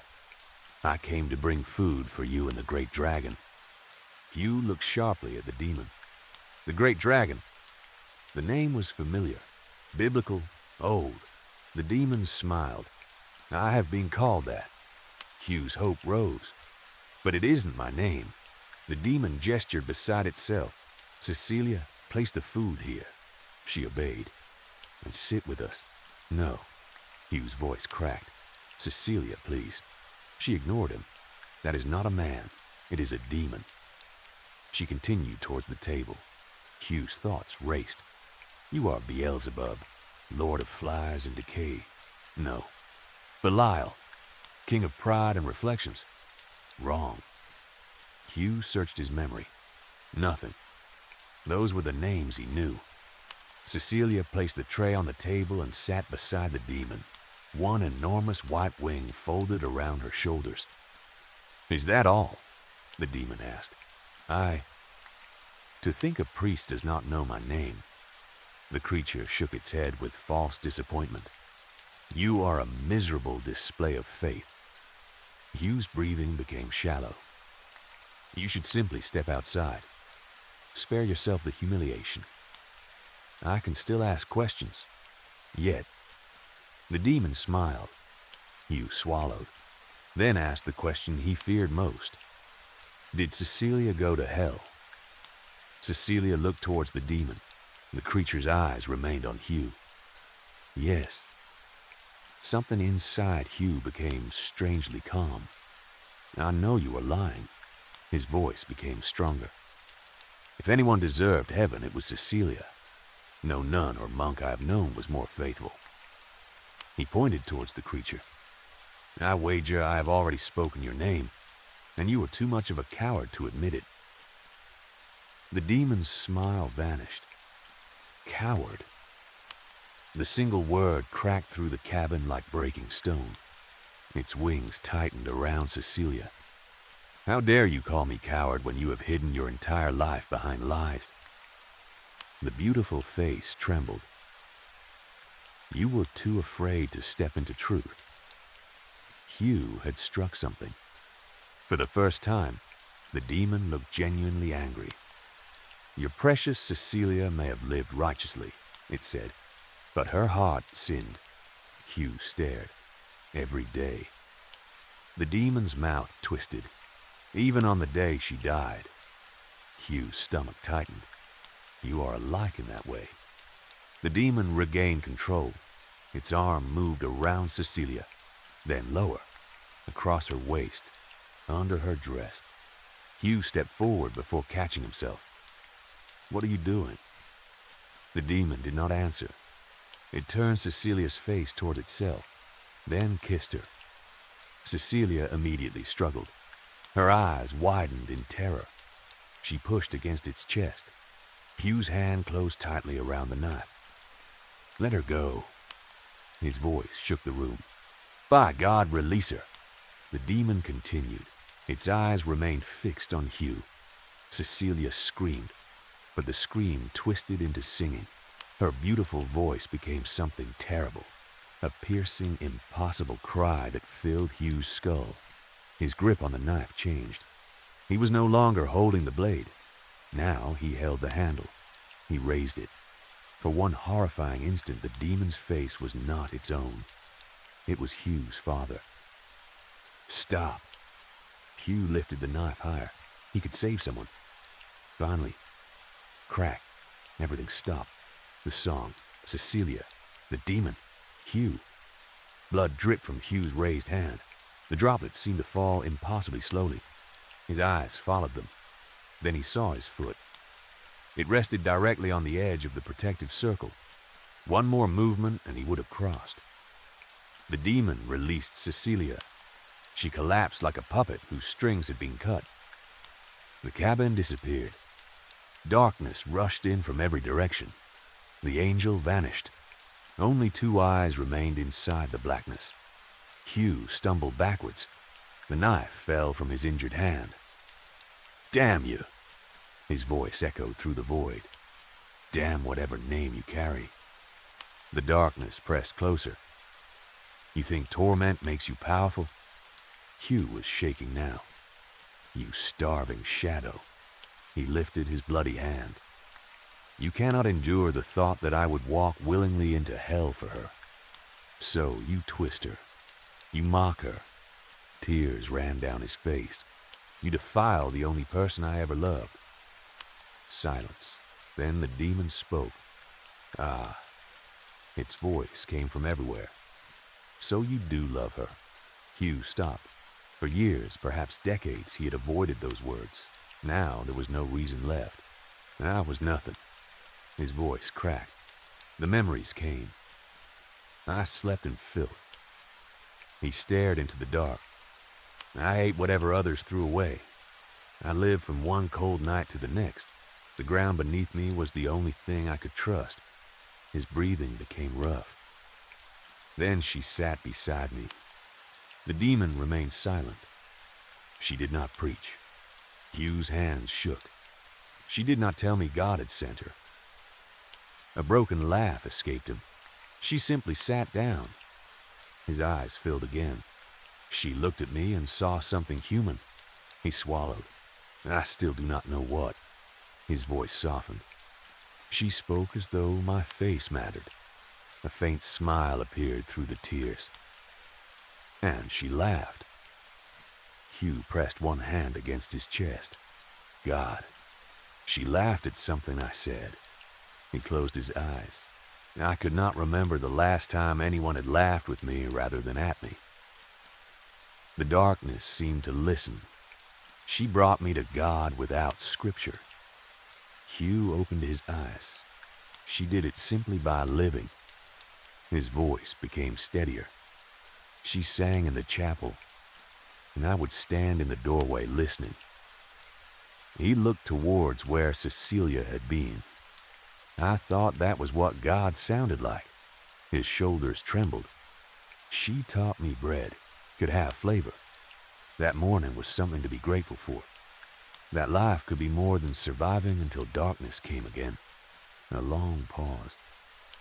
I did not know any of that before her. The demon waited. And yes, Hugh took a trembling breath. I loved her. The confession seemed to change something inside him. Not carefully, not wisely. I loved her the way a drowning man loves solid ground. His voice broke. I wanted her to choose me. He shook his head. Out of the whole world, I wanted her to look at me and choose. His expression twisted in shame. But I also wanted to hold her so completely that choosing would no longer be necessary. He laughed bitterly. I wanted freedom from her and possession of her at once. I knew those desires poisoned each other. The demon finally spoke, and you know love is not merely a feeling. Its voice was calm. Feelings are easy. Love is action, commitment, the daily choosing of another despite the cost. Hugh lowered his head. Your duty was always to her, the demon continued, and yet you chose vows.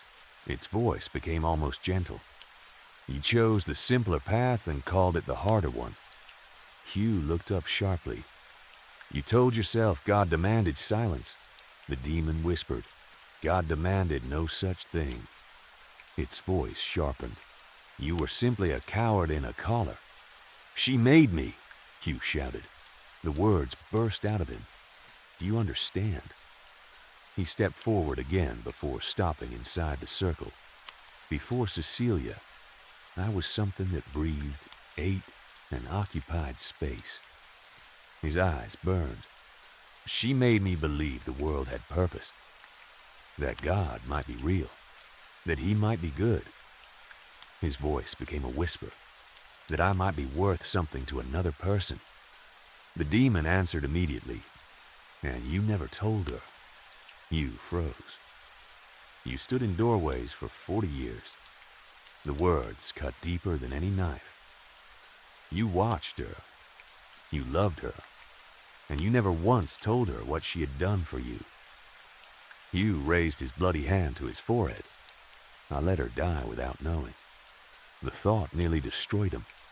How selfish had he been? If I had simply been a man, his voice barely existed. If there had been no collar, no vows, no walls between us. He stared into the darkness. I would have built her a home. His mouth trembled. I would have walked beside her openly. I would have. The words caught. I would have called her my wife. The demon answered softly. And you could finally have been a father. Silence. You felt emptied. Nothing remained hidden. No secret desire. No carefully constructed spiritual excuse. Only an old man standing inside a circle, crying. For the first time, the demon did not immediately attack. When it spoke again, its voice had changed. "I do not think you are a bad man." Hugh looked up. The sincerity frightened him more than mockery would have. "I think you were given an impossible choice before you were old enough to understand what you were choosing." A pause, and you carried that choice for 40 years. The demon allowed the silence to remain. So did she. Hugh's expression changed. "Do not. I am not mocking you." The voice remained calm. "I am telling you the truth." Hugh's chest tightened. She entered death with something unfinished. The demon moved closer to the circle. One hunger never answered. Hugh shook his head. In the place where she now exists, there is no distraction. No bread to taste. No morning to welcome. No song to fill empty halls. Stop. Only longing. The demon's words continued evenly. Endless wanting. A wound that cannot close because there is nothing there capable of closing it. Please. You knew her for 40 years. The demon's presence pressed nearer. You saw what she carried. You saw it when she stood in doorways.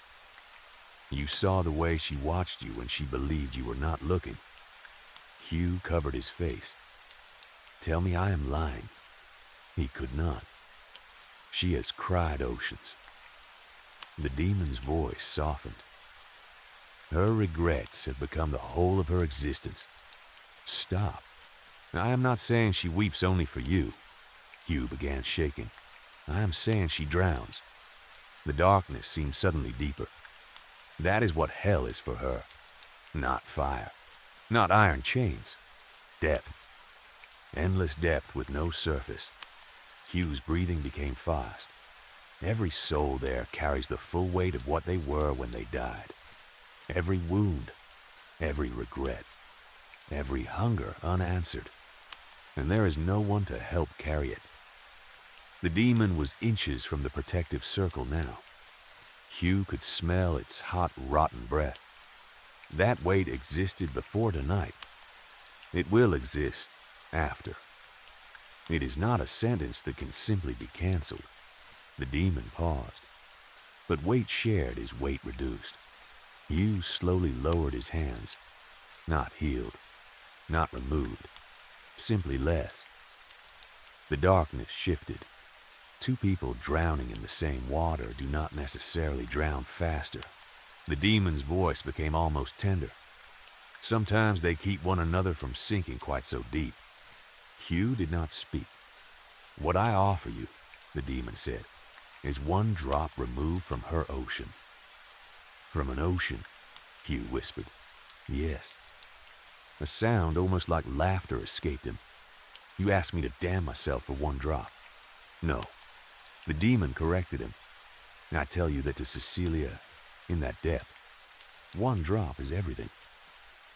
Hugh looked down. The edge of the protective circle was barely 2 inches from his heel. "It would mean she no longer drowns alone." Hugh closed his eyes.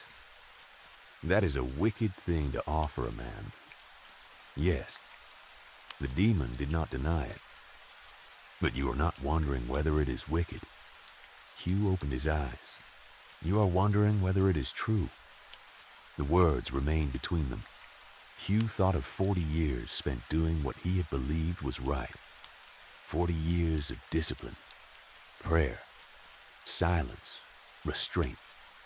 And at the end of all of it, he had an empty monastery, a dead woman, and words still burning in his mouth because he had never spoken them while she could hear. "You can finally save her," the demon whispered.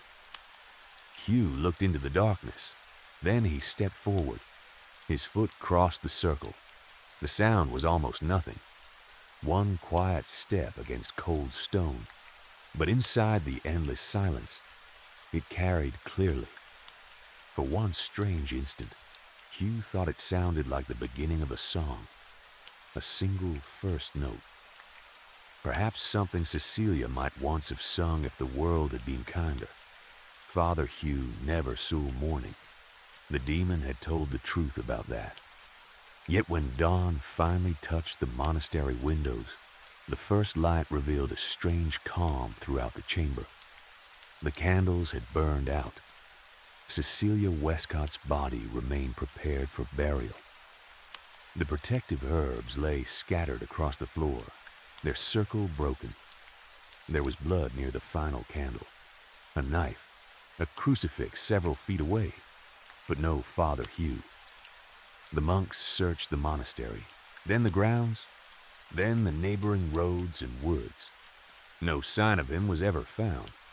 Some claimed the old priest had lost his mind after Cecilia's death and wandered away during the storm. Others believed he had fled out of shame or grief. Years later, stranger stories were told. Some brothers said that when they passed the chapel late at night, they occasionally heard two voices singing together. One belonged to a woman, clear, beautiful. The other was rougher, older, often falling slightly behind the melody. No one ever found the singers. There was one final mystery. When the monks opened the necrology to complete Cecilia Westcott's burial record, another entry had appeared directly beneath hers. No one recognized the handwriting. No one admitted to writing it.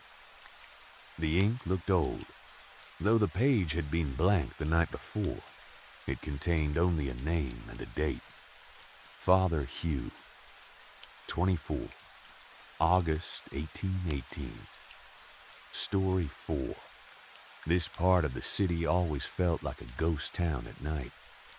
The streets were almost completely empty, and the only real sound came from the cold wind moving between the old buildings.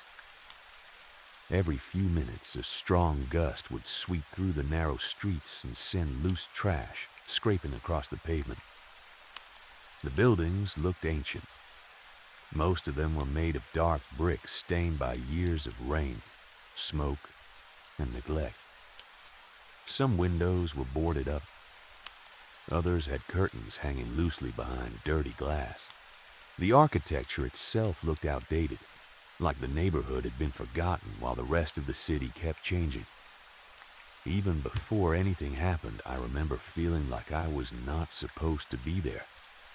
It was not exactly fear, more like a quiet warning. The atmosphere suggested that I had wandered somewhere I did not belong. I had parked about a block away from the apartment building because almost the entire street was covered in no parking signs. At the time, that was only annoying. Looking back, I wish I had parked even farther away and simply gone home. Snow covered parts of the sidewalk in dirty patches.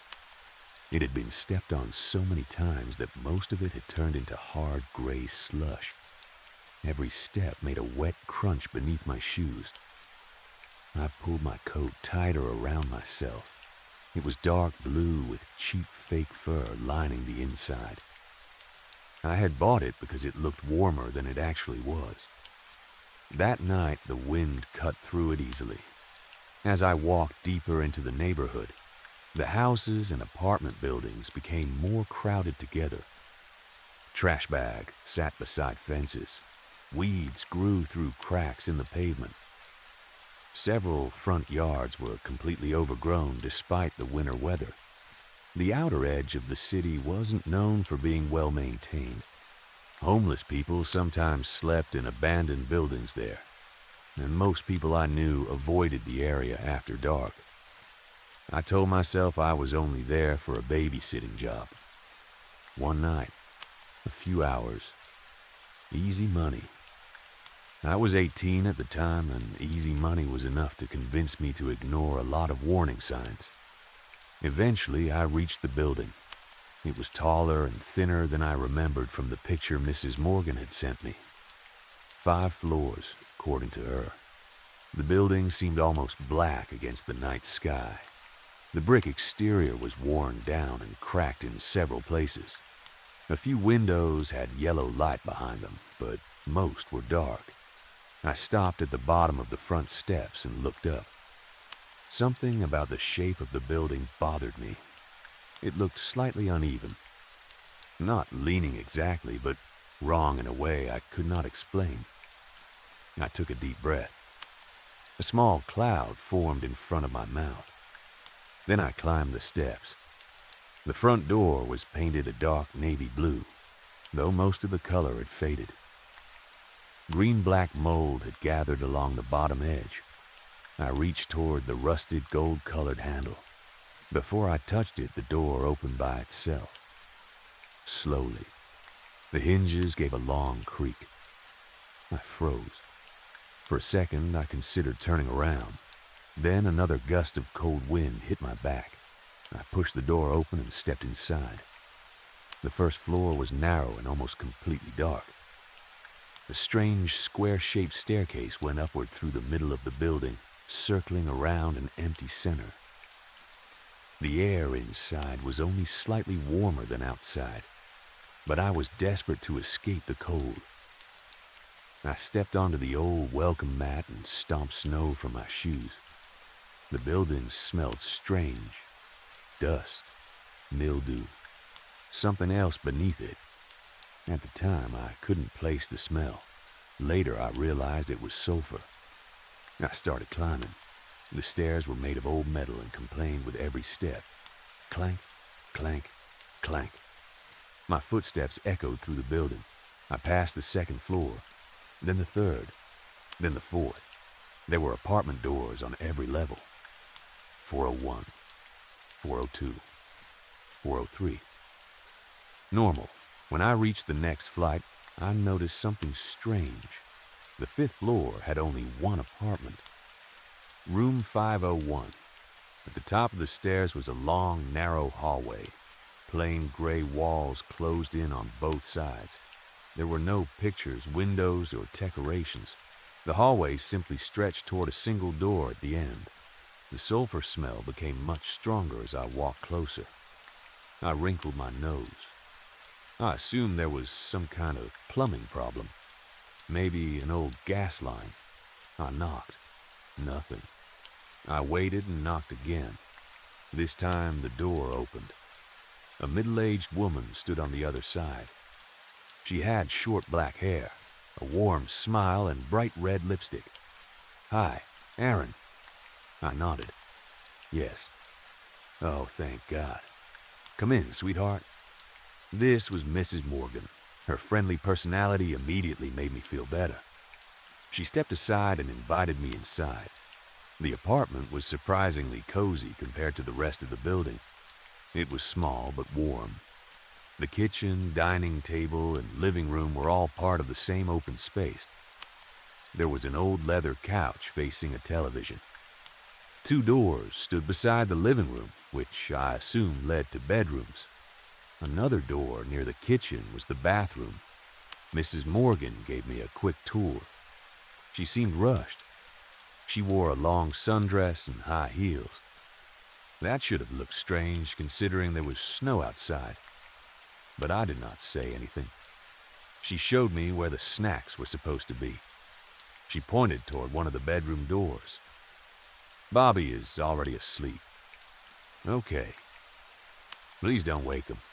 "No problem. He had a long day." She smiled when she said it. Something about the smile stayed in my mind. At the time, I ignored it. Mrs. Morgan explained that she was going out for dinner with her boyfriend and expected to return around 10. She thanked me several times for coming on short notice. I told her it was fine. "Drive safe," I said. She smiled again. "I always do." Then she left. I watched the door close behind her. Only then did I realize she had not taken a coat. I walked toward the window and looked down at the street. I expected to see her getting into a car. I saw no one. I shrugged it off. Maybe she had parked somewhere else. Maybe her boyfriend was waiting around the corner. I went into the kitchen. Mrs. Morgan had told me over the phone that I could help myself to anything in the refrigerator. I opened it. Empty. Completely empty. No milk. No leftovers. Not even a bottle of water. I stared into it for a few seconds. Great. I closed the door. I decided to order food instead. I placed my hat on the kitchen counter and ran a hand through my hair. It felt greasy. I remembered that I had planned to shower when I arrived. Mrs. Morgan had said that was fine too. So after ordering food, I grabbed my bag and went into the bathroom. The room looked much older than the rest of the apartment. The floor tiles were dirty and yellowed. The walls had stains around the edges. The ceiling light flickered constantly. It was not exactly a comfortable place, but after walking through the freezing streets, the thought of hot water sounded amazing. I undressed. I stepped into the shower. I turned the handle toward hot. For a few seconds, nothing happened. Then the pipes rattled violently inside the wall. Finally, water shot from the shower head. At first, it was freezing. Then suddenly hot. I stood beneath it and let myself relax. For the first time since entering the building, I forgot about the strange hallway, the smell, and the empty refrigerator. I stayed in longer than I should have. When I finished, I pulled back the curtain and reached toward the towel rack. Empty. I blinked. I had assumed there would be towels. Why would there not be? Annoyed, I stepped onto the floor, dripping water everywhere. I checked beneath the sink. Nothing. I opened the small cabinet. Cleaning supplies. No towels. I ended up sitting on the toilet while I waited to air dry. I took out my phone and started scrolling. That was when I heard footsteps outside the bathroom. Soft. Slow. 2 or 3 steps. Then silence. I looked toward the door. Bobby? No answer. I listened. Nothing. I told myself it was probably the kid. Maybe he had woken up. I really hope not. Truthfully, I didn't like children very much. That sounds bad considering I had agreed to babysit, but I was 18. Little kids irritated me. I was not good at entertaining them, and I didn't know what to say when they cried. Being a male babysitter also embarrassed me at that age. I hated the word manny. Still, I needed money. One evening, watching a sleeping kid seemed simple enough. Once I was mostly dry, I put my jeans and long-sleeve shirt back on. I opened the bathroom door. The apartment was empty. No Bobby. Good. I returned to the living room and sat on the old leather couch. I turned on the television mostly for background noise. Some movie was playing, but I barely watched it. I spent most of the time on my phone. At some point, I must have fallen asleep. I woke to a loud crash. I jumped upright. For a moment, I had no idea where I was. Then I heard something rolling across the kitchen floor. My heart started pounding. Bobby! I rushed toward the kitchen. My first thought was that he had gotten out of bed and hurt himself. If the kid got injured while I was asleep, Mrs. Morgan would kill me. I turned the corner. A broken plate lay in the center of the floor. White ceramic pieces were scattered across the dirty tiles. I looked around. No cabinet doors were open. Nothing else had moved. Bobby? No answer. I checked the living room. Empty. The bedroom doors were still closed. There was no way he could have broken a plate and run back to his room without me seeing or hearing him. Then the sulfur smell returned. Much stronger. I covered my nose. It burned slightly when I breathed. At first I thought maybe it came from the kitchen. I checked the sink, the oven, the refrigerator. Nothing. Eventually the smell weakened. I cleaned up the broken plate. Then I returned to the couch. This time I could not relax. The 2 bedroom doors were behind me and slightly to the left. I hated not being able to see them. I shifted my body so I could check over my shoulder more easily. I pulled a blanket over myself.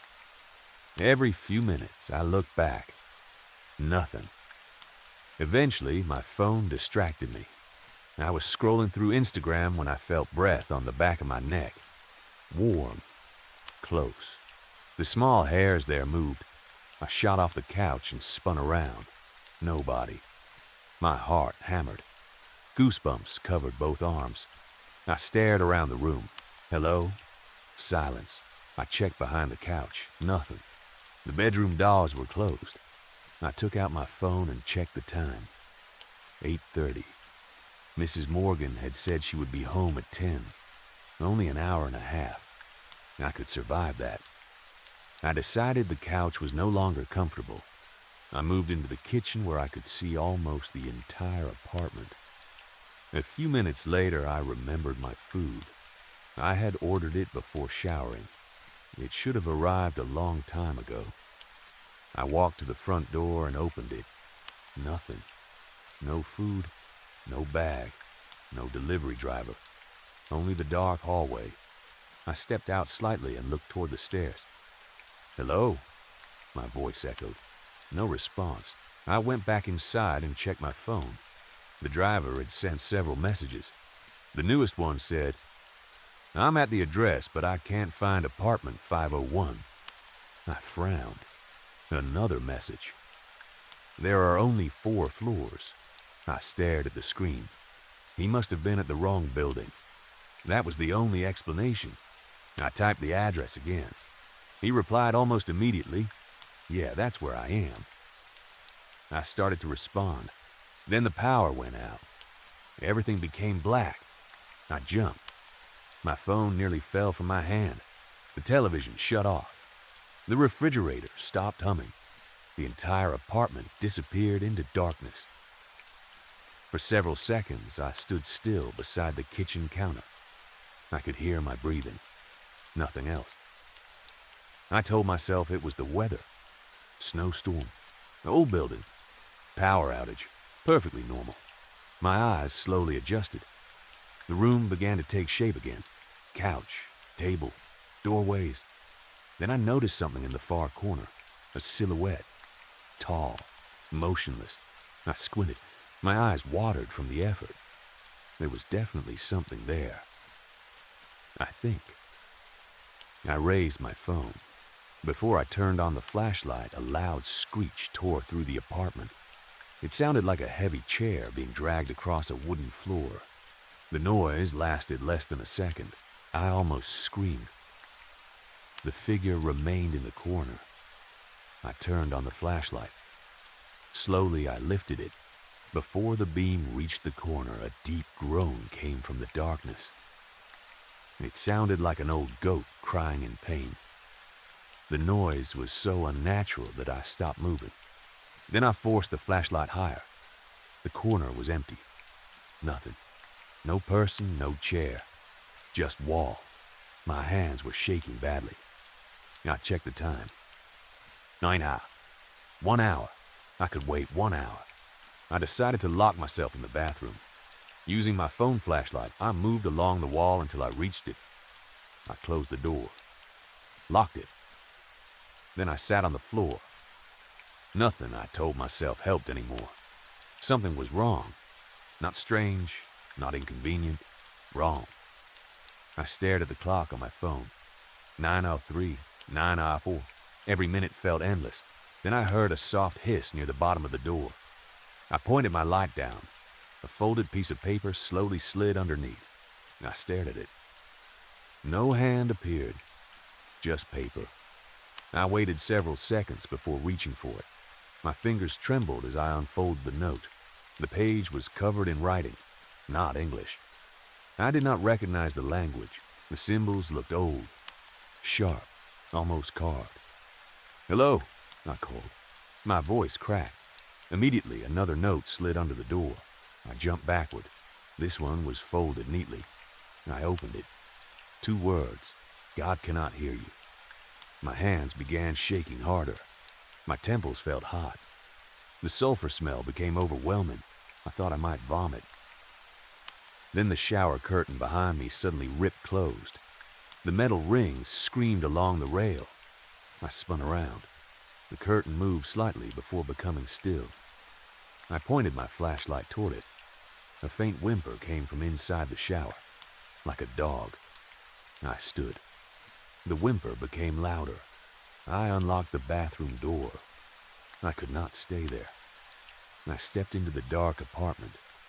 At that point, I no longer cared about Mrs. Morgan telling me not to wake Bobby. I needed another person, anyone, even a child. I moved toward his bedroom. My hand shook as I turned the knob. The door creaked open. The smell hit me immediately. Sulfur, rot, something sweet and horrible. I covered my nose. The bedroom was tiny. A mattress stood directly in front of the door. A small wooden desk and closet were on the right. Bobby lay in bed facing away from me. Bobby? Nothing. I stepped closer. Hey, Bobby. Still nothing. I reached out and gently pushed his shoulder. Cold. I froze. Bobby! I shook him harder. His head rolled toward me. I nearly screamed. His face was rotting. Maggots moved through his skin. One eye was completely gone. The other was cloudy. His mouth hung open. He had clearly been dead for days. I stumbled backward. My legs gave out. I hit the floor and pushed myself toward the wall. My mind stopped working. I pulled out my phone. I tried entering my password. Wrong. Again. Wrong. My fingers would not cooperate. On the 3rd attempt, I unlocked it. I was about to call the police when the phone started ringing. Mrs. Morgan. I stared at her name, then answered. Aaron, she said happily.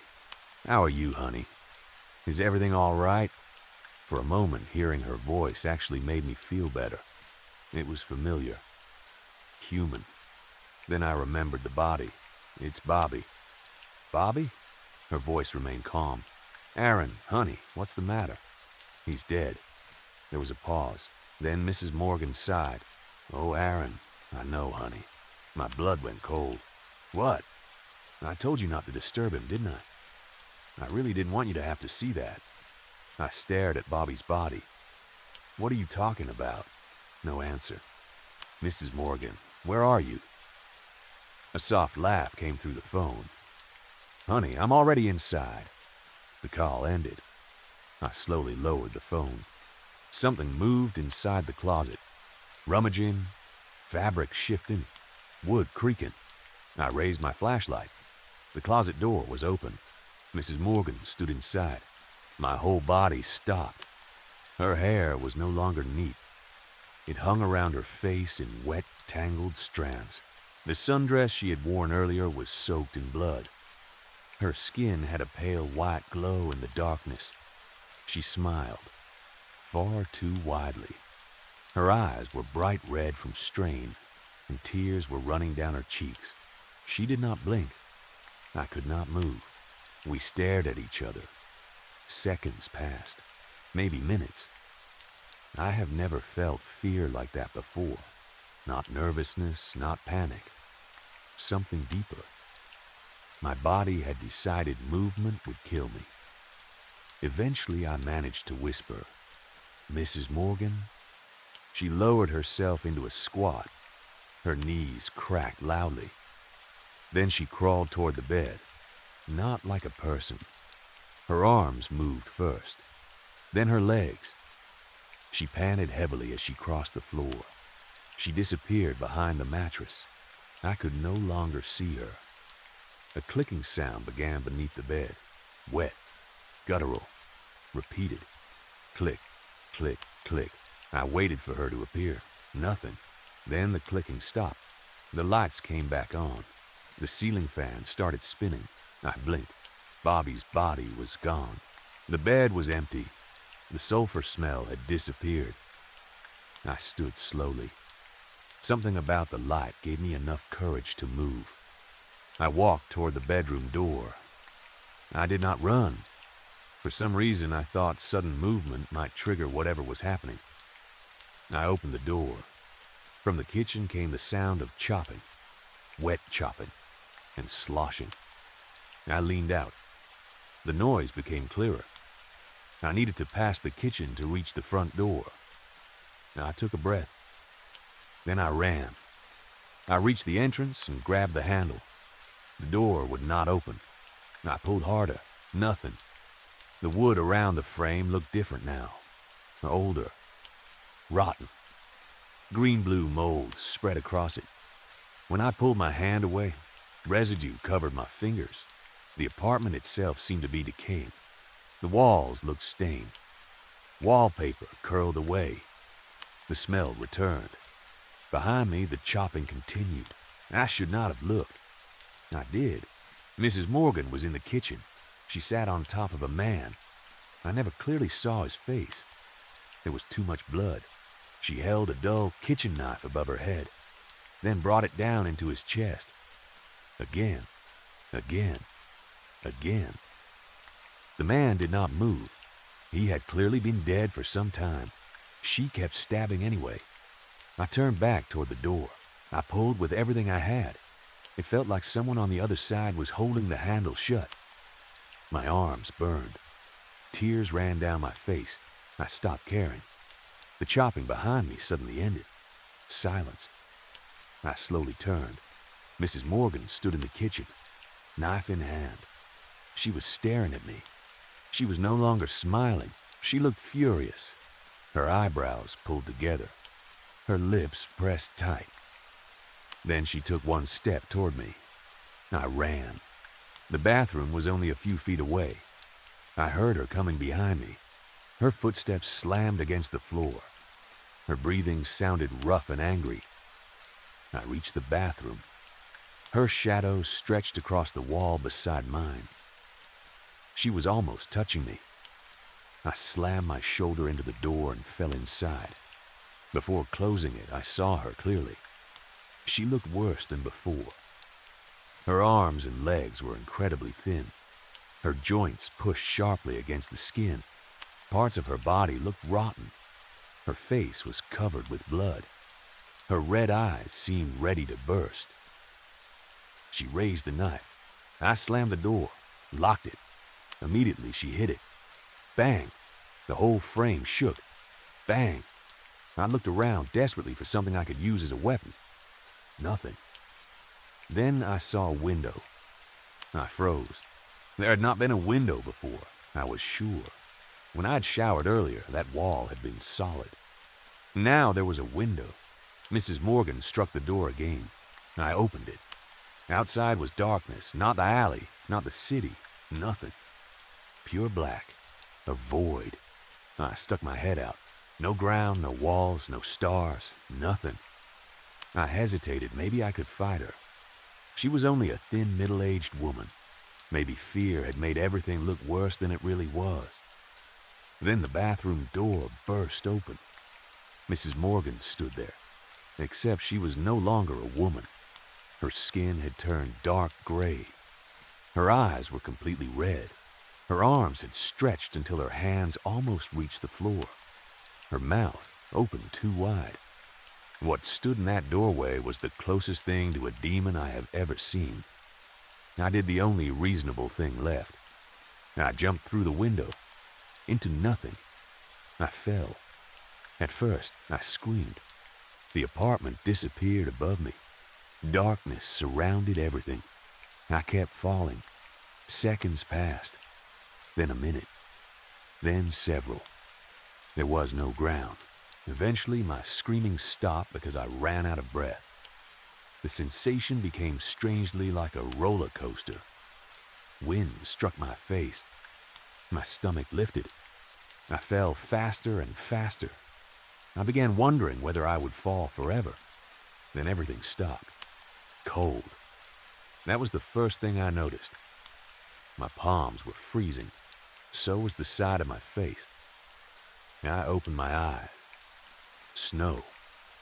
I was lying face down in an alley. I pushed myself up. I was beside the apartment building, the real building. I stumbled to my feet. I looked upward. 4 floors, only 4. No 5th level, no window where I had jumped. I ran. I did not stop to understand. I sprinted through the alley, across the snowy sidewalk, and back toward my car. I nearly slipped several times. I did not care. When I finally reached the vehicle, I locked every door and drove away. I never went back. The next day, I tried to find Mrs. Morgan's messages. Gone. Every text, every call. Even the original address she had sent me had disappeared. I searched the apartment building online. 4 floors. Always had been. I contacted the property manager. There was no room 501. There had never been a 5th floor. I asked about a woman named Morgan.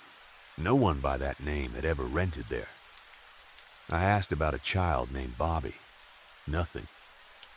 For weeks, I tried to convince myself that I had somehow gone to the wrong address. Maybe I was exhausted. Maybe someone had drugged me. Maybe the entire night had been some kind of hallucination. But there were things I could not explain. The mold stain remained on my hand for 3 days. There were deep bruises on my shoulder from hitting the bathroom door. My shoes were soaked from the alley, and inside the pocket of my coat, I found something I had never put there. A folded piece of paper. The same kind that had been pushed under the bathroom door. For a long time, I refused to open it. Eventually, curiosity won. There were only 2 sentences written inside. The first was in English. "Thank you for staying with Bobby." The second was written in the same strange symbols as the first note. Years later, I showed those symbols to a professor who studied old languages. He could not translate all of them, but he recognized enough. The sentence roughly meant, "We will need you again." I moved out of the city not long after. I stopped babysitting. I stopped answering job listings from strangers. For years, nothing happened. Then, last winter, I was driving through another city during a snowstorm. It was late. I stopped at a red light near an old row of apartment buildings. Most were dark. One building caught my attention. Tall, thin, worn brick. I counted the floors. 1, 2, 3, 4. My light turned green. Before I drove forward, another light came on, high above the 4th floor. A 5th floor window. A woman stood behind the glass. Short black hair. Long sundress. Red eye. Mrs. Morgan raised one hand and waved. In the seat behind her sat a little boy. His face was pale and rotten. He smiled at me. Then my phone rang. Unknown number. I already knew who it was. I did not answer. A voicemail appeared a few seconds later. I waited until I was hundreds of miles away before listening to it.